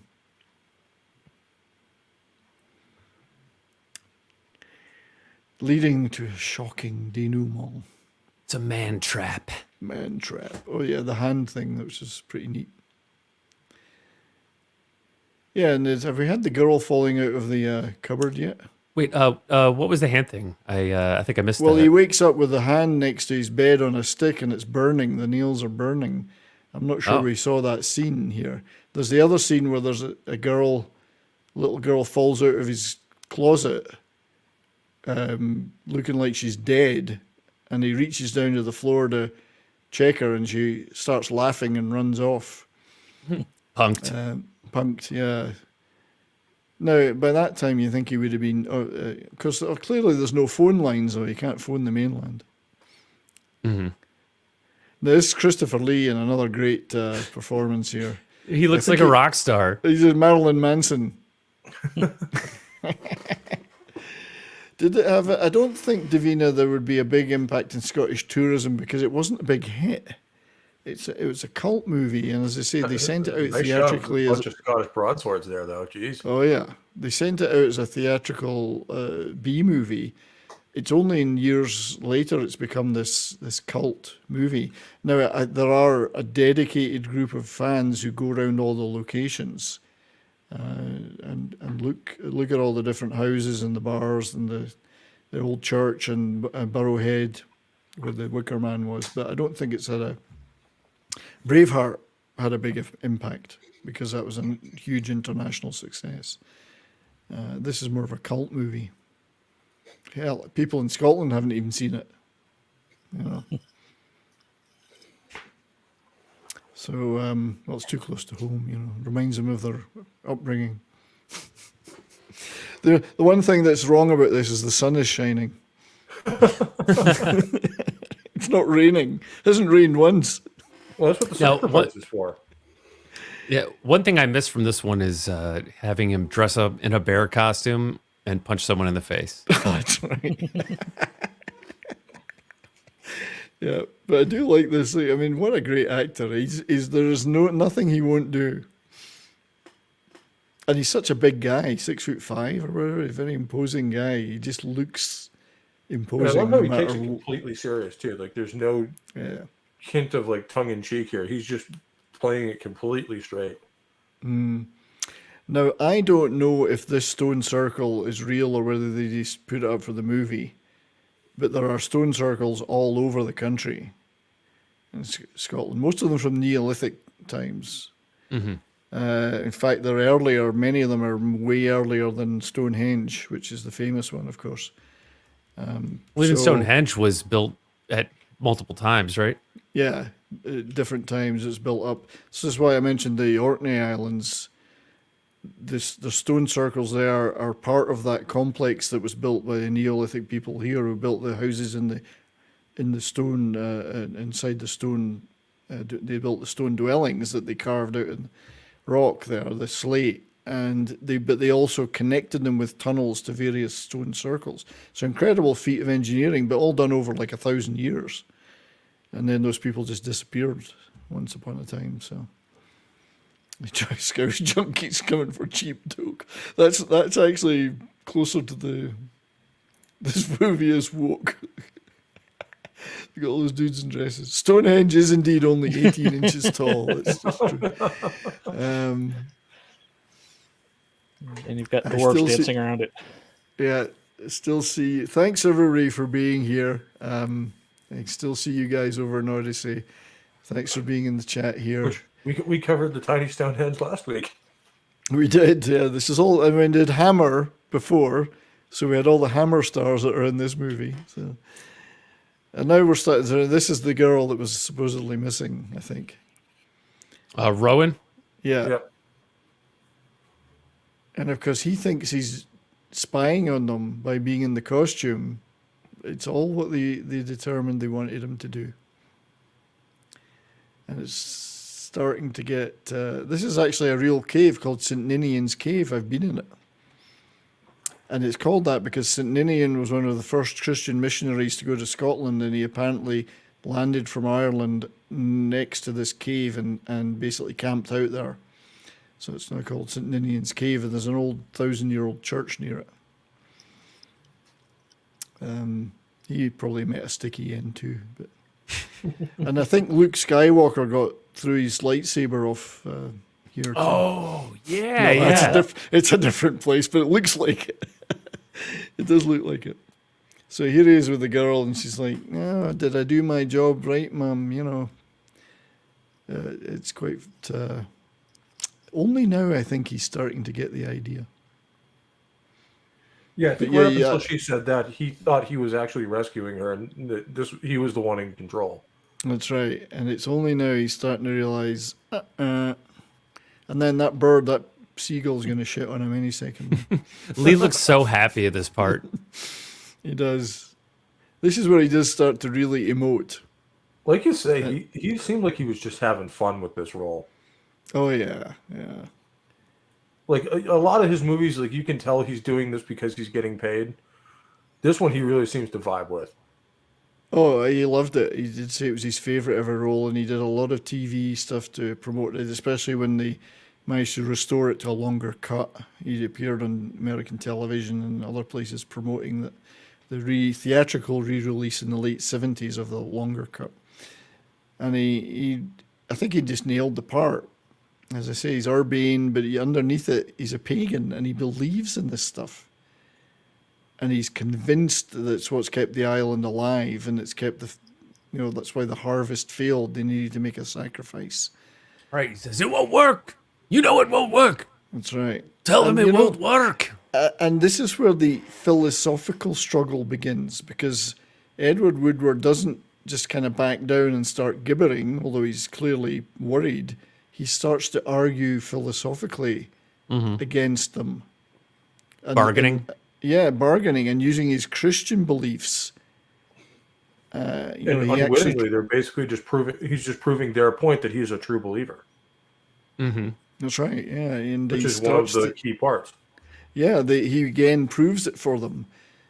And then they outline the whole part that he's a fool. And he's right, but he fails to see the hypocrisy of, his devout belief dismissing their belief. That's right. He's like, my resurrection is in the kingdom of God. What you're doing is absurd. It won't work. It won't work. Tell them it won't work. The night before with Britt Eklund, she seems to be trying to tempt him to kind of get him to get away from that path. Well, it was a test, because if he failed the test, they couldn't use him. Yep. And he would have lived. Well, then she wins either way. She wins either way. But he's being tested all along. There's the dagger, actually. The dagger is, as Comix was saying, there's a symbology to the dagger too. But they're testing him all along, and he's passed every test. And now we're getting some dope rock harpsichord. Hot sex madrigal. The thing is, he doesn't really physically struggle as much as you think he would. If it'd been me, I would have jumped off the edge into the water and tried to get away. But I guess he figures it's not going to end up where he thinks it's going to end up yet. He's got a way out. He probably thinks, like everybody who would be in that situation, there's a way out. And he starts to argue. The Lord will provide. Yeah. He starts to philosophically argue with Christopher Lee, Lord Summerisle. I like the bit where he says, "You'll be next. If this doesn't work, you're next." Mm-hmm. They'll turn on you. And he says, "It will work." But he said, I would accept that. He says something like, "I would willingly accept that." So he counters with his belief. And the hair, it's funny how the hair's gone from plastered to, it was plastered down, and now it's like, now he's looking more like a 70s rocker, not a... And Eclay, he was lured to the island with a letter sent to the police. Yep. Yeah, a letter. It's a trap. It's a trap. The thing is, the British police then, as they are mainly now, were unarmed. So if he was carrying a fucking big weapon, he might have got out of this, but he's not. Or if he would have given the Britt Eklund. I think he's got a whistle. I'll blow this whistle. Is he a billy club? Yeah, he would have had a truncheon. They always had a truncheon they could fondle. It's a great word. There's nothing like having a big truncheon at your side. Yeah. Backfired again.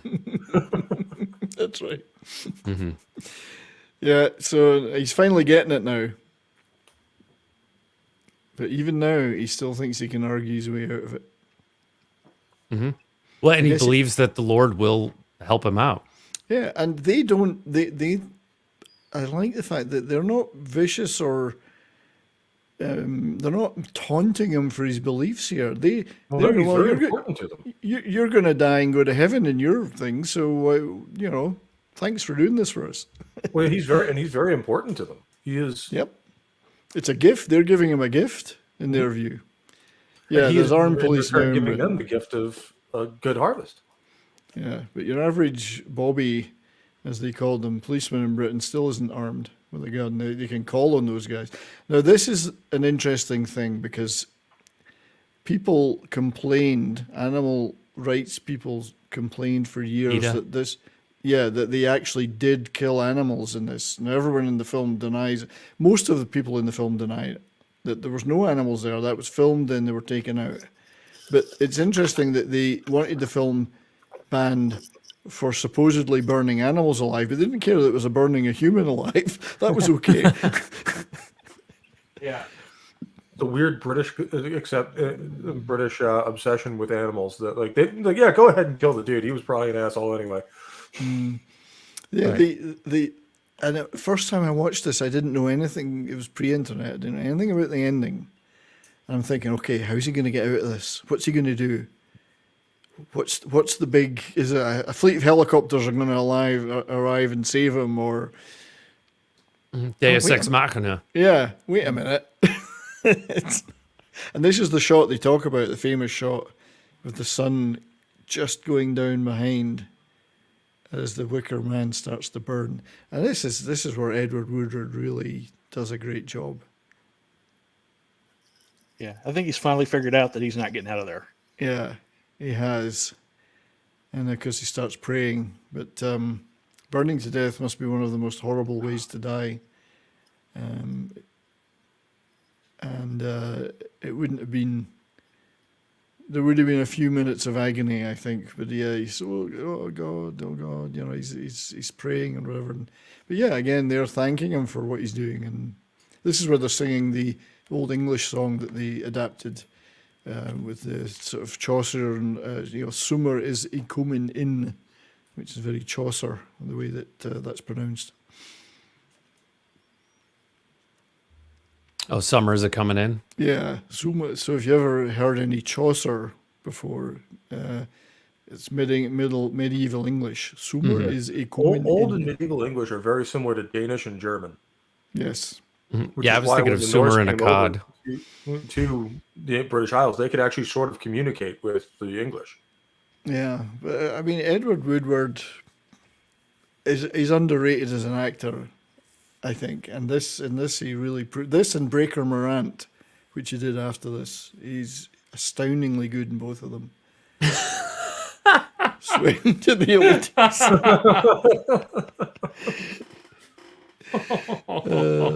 Good one, Davina. Good one. Oh, yeah, that's a good one. Well played. That's awesome. I'm going to remember that one. But yeah, have you ever seen Breaker Morant?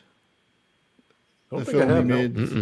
No, I haven't seen that one. He made the film after this, and it's an Australian movie, and it's set during the Boer War. And I don't want to give it. I'd suggest you watch it. It's a great war movie, and he is the star of it, and he is awesome. But there's the famous scene which they quote with the Wicker Man's burning and then the sun's going down behind it. Of course, we'll never know if it worked or not. But No. Breaker Morant, brilliant movie. Basically, he kind of rebels against the cruelty of the British Army in the Boer War. Oh, it was a real guy. Oh, yeah. Tough movie. Tough movie. Brian Brown's in it as well, Australian actor. It's a great movie. It's definitely one of the best war movies ever made. So that was like, I don't know, 1980, according to Edward Woodward's list of stuff. And I think it was after that he did the Equalizer. But yeah, a very underrated, underrated actor, I would say. And they proved the last 15 minutes there, he runs the gamut from puzzled to indignant to scared to righteous. Works through. Yeah, check out Breaker Morant. It's an awesome film. If I could call up the poster. Wait, he was in Hot Fuzz? I think he might have been. Yeah, he was. Yeah, he's dead now, but I think he was in Hot Fuzz. So Breaker Morant. Let me just show that. Breaker Morant's streaming on HBO Max. Oh, well, it's well worth it. It's one of the greatest war movies ever made, in my opinion. Sorry, let me just call this. There we go. It's hard to see, I know, but great movie. Also, how dare you, Dildo? We would never besmirch Saxon on this channel. No, I'm fucking Saxons. It's the angles you have to worry about, and the jutes. Those jutes were bastards. What? Yeah. Oh, jutes. Jutes. I mean, when they were showing there, the you just bully. Juttes. The Danes. The jutes. Yeah. They settled Kent, right? Yeah. They're looking at all the Highland scenery earlier. I'm sitting there going, wow, now I know why my ancestors didn't fight that hard for this place. So this is where the film was actually, the majority of it was made. So if I go back, so it's set somewhere up here in the Western Isles of Scotland. But it's actually filmed down here in Galloway. And as I say, a lot of my family are still there. And I was actually, I was at my father's funeral 2 years ago in Whithorn, where we buried him, and we were staying in the Isle of Whithorn, which is where Burrow Head is here, and this is exactly the spot where the Wicker Man scenes were filmed. So you can walk up here, it's like a mile, just walk up the coast, and it's just this little fishing village, and we were staying right here in this pub there. So, and it's up, you walk around here, and then it climbs up a bit, and but yeah, no trace of the legs left. But it's a very nice, lovely, quiet rural area. Just isn't the Highlands, you know. It's lovely. A lot of it was also filmed in this town called Creetown here, which is where the pub that was filmed is, in Creetown. So. And these are all just little villages. But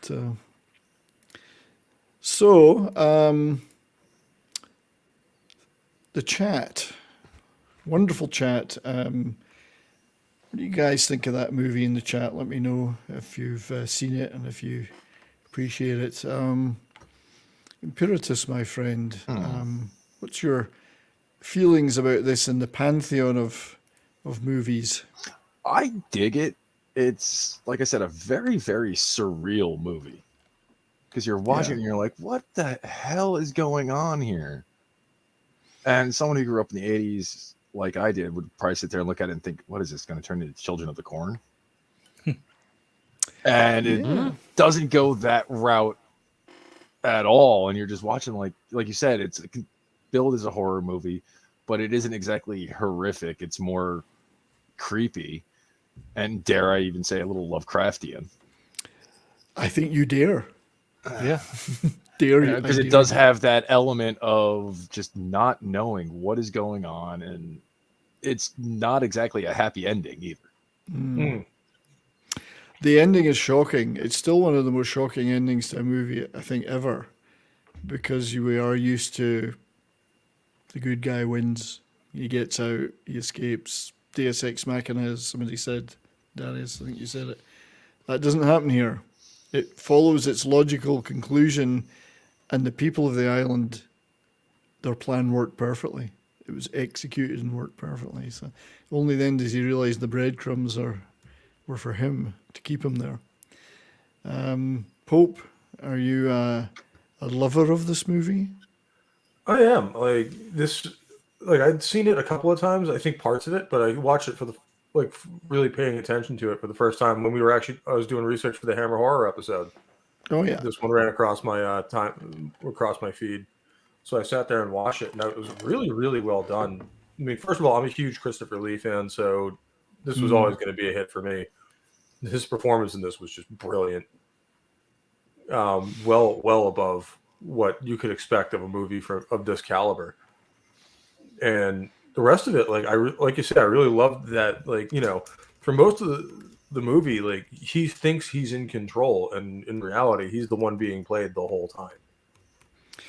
Yeah, and he's not a stupid guy, but he is a fool. Yes. Which is well, maybe he's not he's an ordinary guy. He's not that insightful, and he believes in his position as a policeman, and that'll protect him. But they don't care. So Davinia, thanks for your kind words there. Yeah, this is one way of showing a movie without showing a movie. We can capture the stills. We do it in Toxic Tuesday as well. And I love the attitude of the villagers too, in that, even when he's pointing out things that are clearly criminal and would be damning in any kind of criminal proceeding, They don't care because they know he's not getting off the island alive. Well, that's right. Yeah. So, and they said we'll cover all traces. You were never here.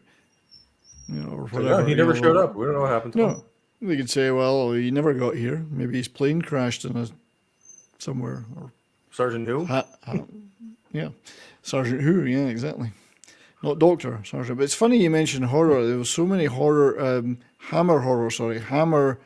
actors in this and actresses. It could almost have been a Hammer. People think it's a Hammer production, and in fact, it could have been with the right. If Schiffer had gone to Hammer instead of British Lion, I guess. Because I think at this point too, especially got with more money for a budget in this movie, this would have been a right up Hammer's alley. Yeah, so to speak. Be careful who you're saying that to. But did you say Pelosi? Sorry, right up Hammer's alley. I think the thing, if it had been Hammer, was it might, excuse me, we've had a slightly better budget, but as well as the nudity, there would have been some bodices in it. There wasn't enough bodice action, and maybe it would have been a bit of more of a success then, which because it wasn't really commercially success. Darius, my friend, I know you just watched it earlier today. So was that the first time? Yep. Yeah. No.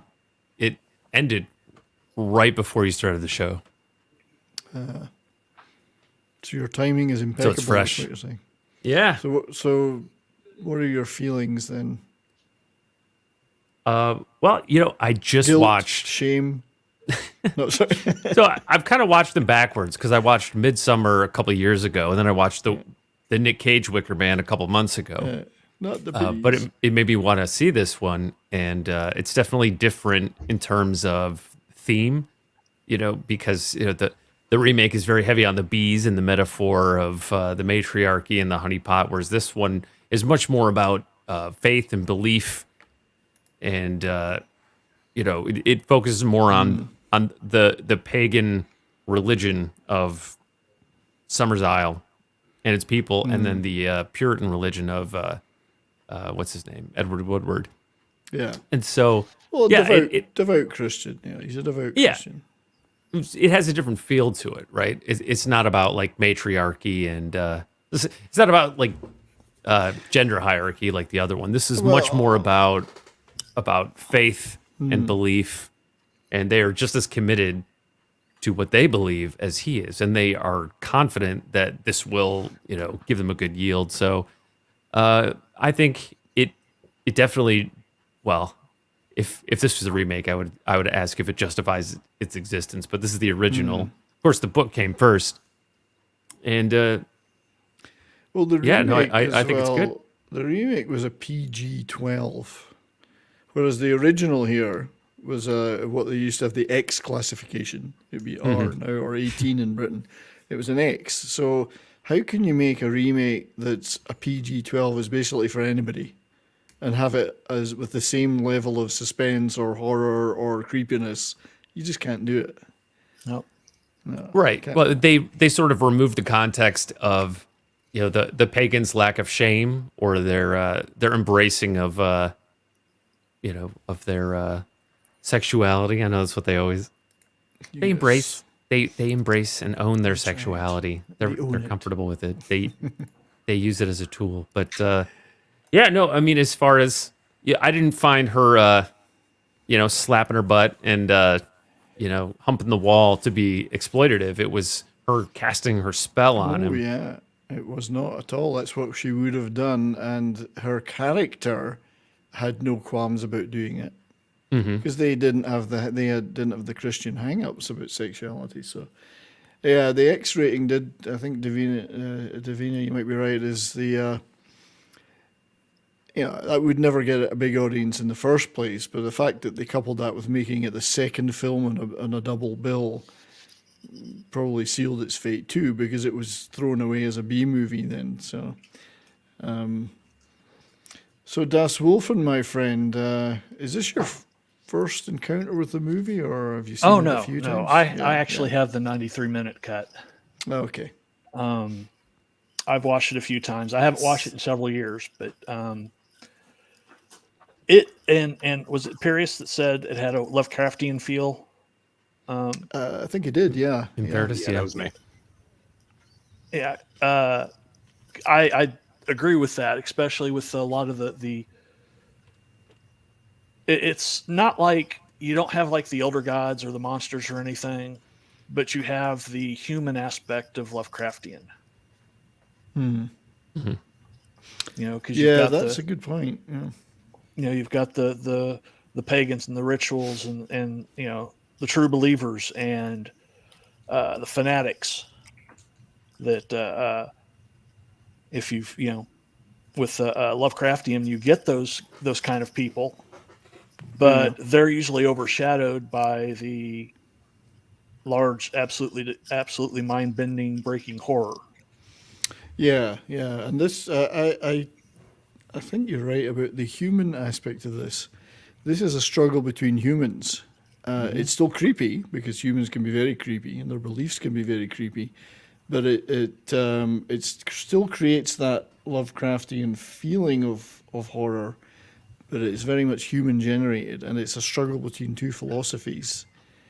One of them doesn't really know he's struggling to start with, of course. He only really starts to struggle at the end. But it's two conflicting philosophies coming together, and that's what provides the tension in it. And it's for me, I almost prefer that. I think if they'd added a real supernatural element to it, like the paganism was real, and there was an appearance of a girl, and that would have just ruined it completely. Yeah, that would have.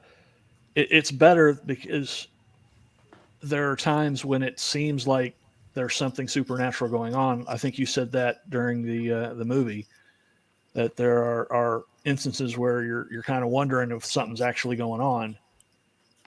But it's just so that's really good that they leave you to wonder about that rather than throwing it in your face and like here's the magic,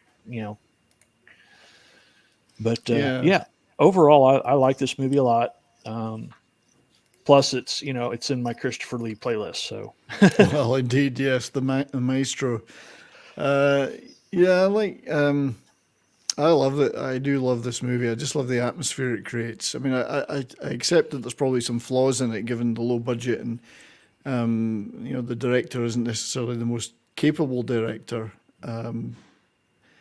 It's probably his best work he did. I mean, it's the only one I can think of other than he did make a sequel sort of to this. I just love the fact that the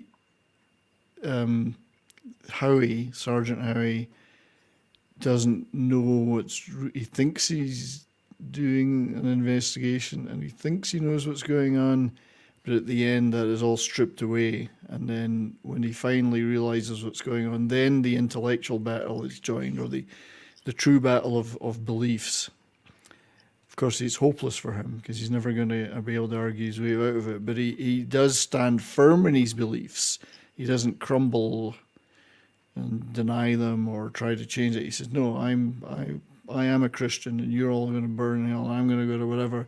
So I like that aspect of it. It was kind of honest in that respect. It didn't try and cheapen his character or weaken him or make him plead for his life or in a horrible way. He tried to use his belief to get out of it. And they didn't really make fun of Christianity like they would in today's. They would do that if this was made today. No, and the shots were there to be taken, and they just never did. Yeah, that's right. They didn't make fun of it. Neither did they make fun of or make the pagan side of it look ridiculous.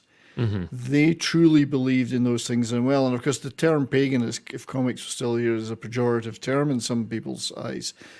What they really were people who believed in the way that the cycle of life worked before Christianity came along, which was probably more normal than Christianity before it became the predominant religion, cycle of life and death and rebirth and so on. So they weren't evil people, but they certainly had different values. But neither were they portrayed as necessarily evil. Now, they were misleading him. But I don't think they did it necessarily in a cruel way very often. So it didn't portray them as evil, which I think was good. Well, I think this type of paganism that's more focused on the earth is, I think it actually predates like Greco-Roman paganism and their pantheons of gods. And that when the Indo-Europeans came in, they actually kind of overwrote the old earth religions. Yeah. So thanks for being here, D-Bud, and keeping an eye on the modding side and putting the links in. Really appreciate it, mate. You're a good friend of the channel. Absolutely wonderful to see you here. Thanks, buddy. Have a good night. And I think the Celtic, the old Celtic religions. Yeah, this would be much more druidic than. Yeah, the druidic. That's this is closer in spirit to that. So it's kind of interesting that this island would be almost reverting to prior to the beliefs of 1500 years before, because they were there first. Druidic. That's the term. Yeah. So, anyway, I do love the movie, and I'm glad we've had the chance to talk about it, and it did inspire a great Iron Maiden song. So yes, it did. Most definitely. Yeah, I'd love to play Your time will it. come. I'd love to play it, but. So I think we're probably going to wrap it up at that, but this has been awesome. Thank you, everybody. I'd like to thank everyone in the chat that was here, Davinia, D-Bud, Sentient Dildo.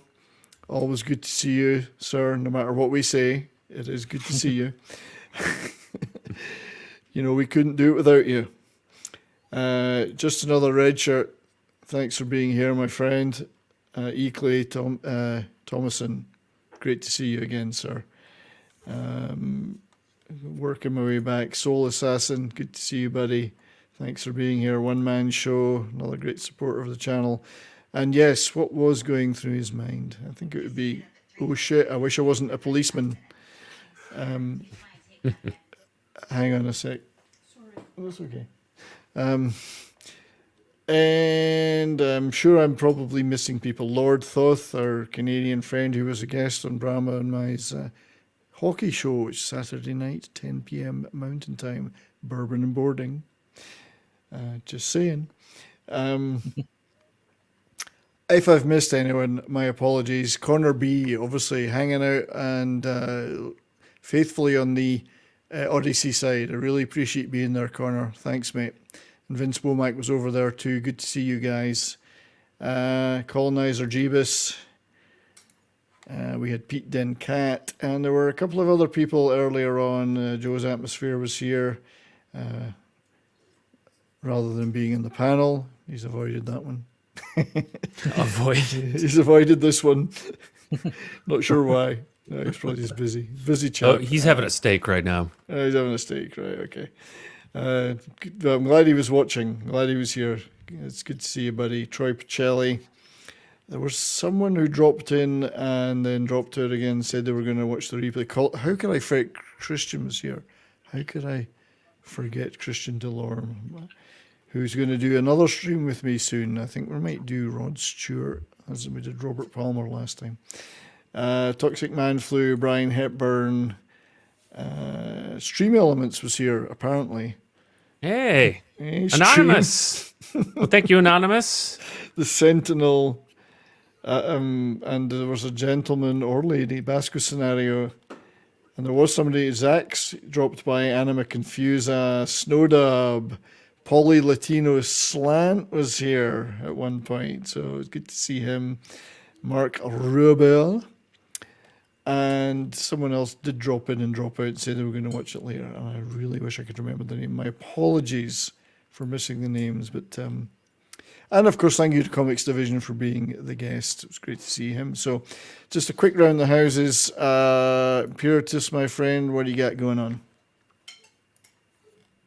Not a whole lot this week. Getting into the busy season for my industry. So yay, holidays.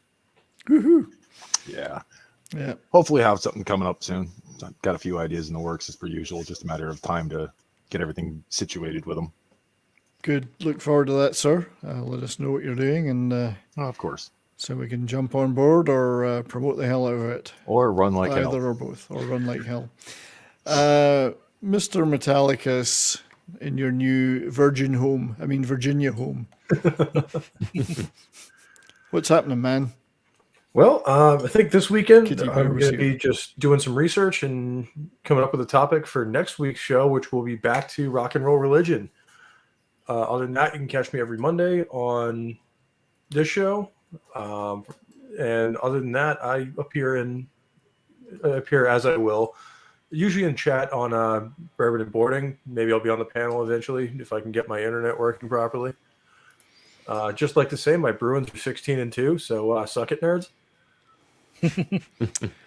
Well, that's fine, but they're no Dallas Stars. No, they're not. That's a good thing. Yeah, I can't brag about the Blues, so. Fair. Well, Blues have won 6 They in a have row. won 6. Yeah, they won 6 in a row. So if they keep that up, they can get back in this thing. 6 in a row ain't bad by anybody's standards, but yeah, Stars are hanging in there. They're not doing so bad. After this, I'm going to be recording a couple of videos to go up whenever I can upload them on 2 comic books that I've collected recently that I really like, ISO #1 and the Screaming for Vengeance graphic novel. So that should be great stuff, mate. Yeah, absolutely. Thanks for having me on as always. Chat, you've been amazing. And really love talking about this movie, man. Good. Thanks for being here, mate. Our new pal, John Das Wolfen, who's joining the panel. How are you, sir? What are you up to? I'm doing pretty good. Normally, I stream on my own channel on Tuesdays, but for this Tuesday, I won't be able to because I'm here at my sister's house, keeping the dogs that don't like to obey me in line. But you can definitely see me Monday through Friday on Pop Culture Minefield at 10 a.m. I'm usually a panelist there. I know tomorrow Chris is having Chuck Dixon on. So that's going to be a good show. Yeah, that will be good. Yep. Talking about his new comic with Sylvester Stallone, the Rambo First Blood, or the prequel Rambo the prequel, comic. Yeah, that looks good. Yeah. And Fridays, I don't know if Keith is doing it this week or me, but if it's me, then I'm going to be doing a list of the best low-budget sci-fi movies. Oh, nice. Well, I'll be listening into that then, sir. Good. Well, thanks for being here. Appreciate it very much. Thanks for inviting me. I appreciate it. And Darius, who's busy trying to figure out why my stream elements isn't working. Yes. It's not responding to anything, is it? No. I'm trying to get control of it, but it's. I don't know whether it's because I'm streaming in Odyssey and Rumble too. Maybe it's that. But I don't think so. It should be able to handle YouTube and Twitch at the same time. Yeah, I really don't know why it doesn't respond. I mean, it started off by saying I'm here, and then it didn't do anything else. So, but thank you, sir, for being my co-joint executive producer, assistant, cinematographer. I appreciate it. Well, thank you. What are you up to, laddie? I'm just doing this. I do the bad movies. And doing that. Good. Well, no, I appreciate your presence as always, my brother. But yes, we'll talk later about how we can wrangle stream elements, because it's definitely not obeying us. But thank you for being here. And I would like to thank Kitty Bear for being here too. And indeed anyone else I missed. Now, just before we... I'm going to switch Darius off. There we go. I would like to direct everybody over to the channel of, in 47 minutes, Roman of the Empire, who is doing a Mixtape Mondays pirate radio where the panel will be chatting about great soundtracks and shit they just like. So I may or may not pop into that show. Other things that may be happening may prevent me, but if you get the chance, head over to Roman of the Empire Mixtape Mondays. And hopefully Heavy Metal makes an appearance on the best soundtracks. Well, exactly. Well, get in there and tell them. So that should be a lot of fun, that show. It's a new show, so I could recommend that one. So let me stop that. Right. As for me, once again, I appreciate you all being here to hear us mumble about movies we love. And next week we'll be back to music. Chatting about a couple of ideas, possibly it's going to be Dio era Black Sabbath will be the topic. Yes. And Nick Visor will join us on that, and possibly the Sentinel too. So we will confirm that up when if that idea comes through. That's next Monday. Tomorrow will probably be on Midnight's Edge After Dark, and then Toxic Tuesday, where I think we're doing. Is it Thunderball or is it Goldfinger? I'm not sure. I know it's one. It's like one of the last two Sean Connerys. Yeah, it's the third Connery. So whichever That one would be is. Goldfinger, yeah. Yeah, that would be Goldfinger. Well, do you which is expect my favorite Bond movie, so of course I'm going to be there. You expect me to talk? No, I expect you to die. Well, if it's Goldfinger, we have to have this. I must be dreaming.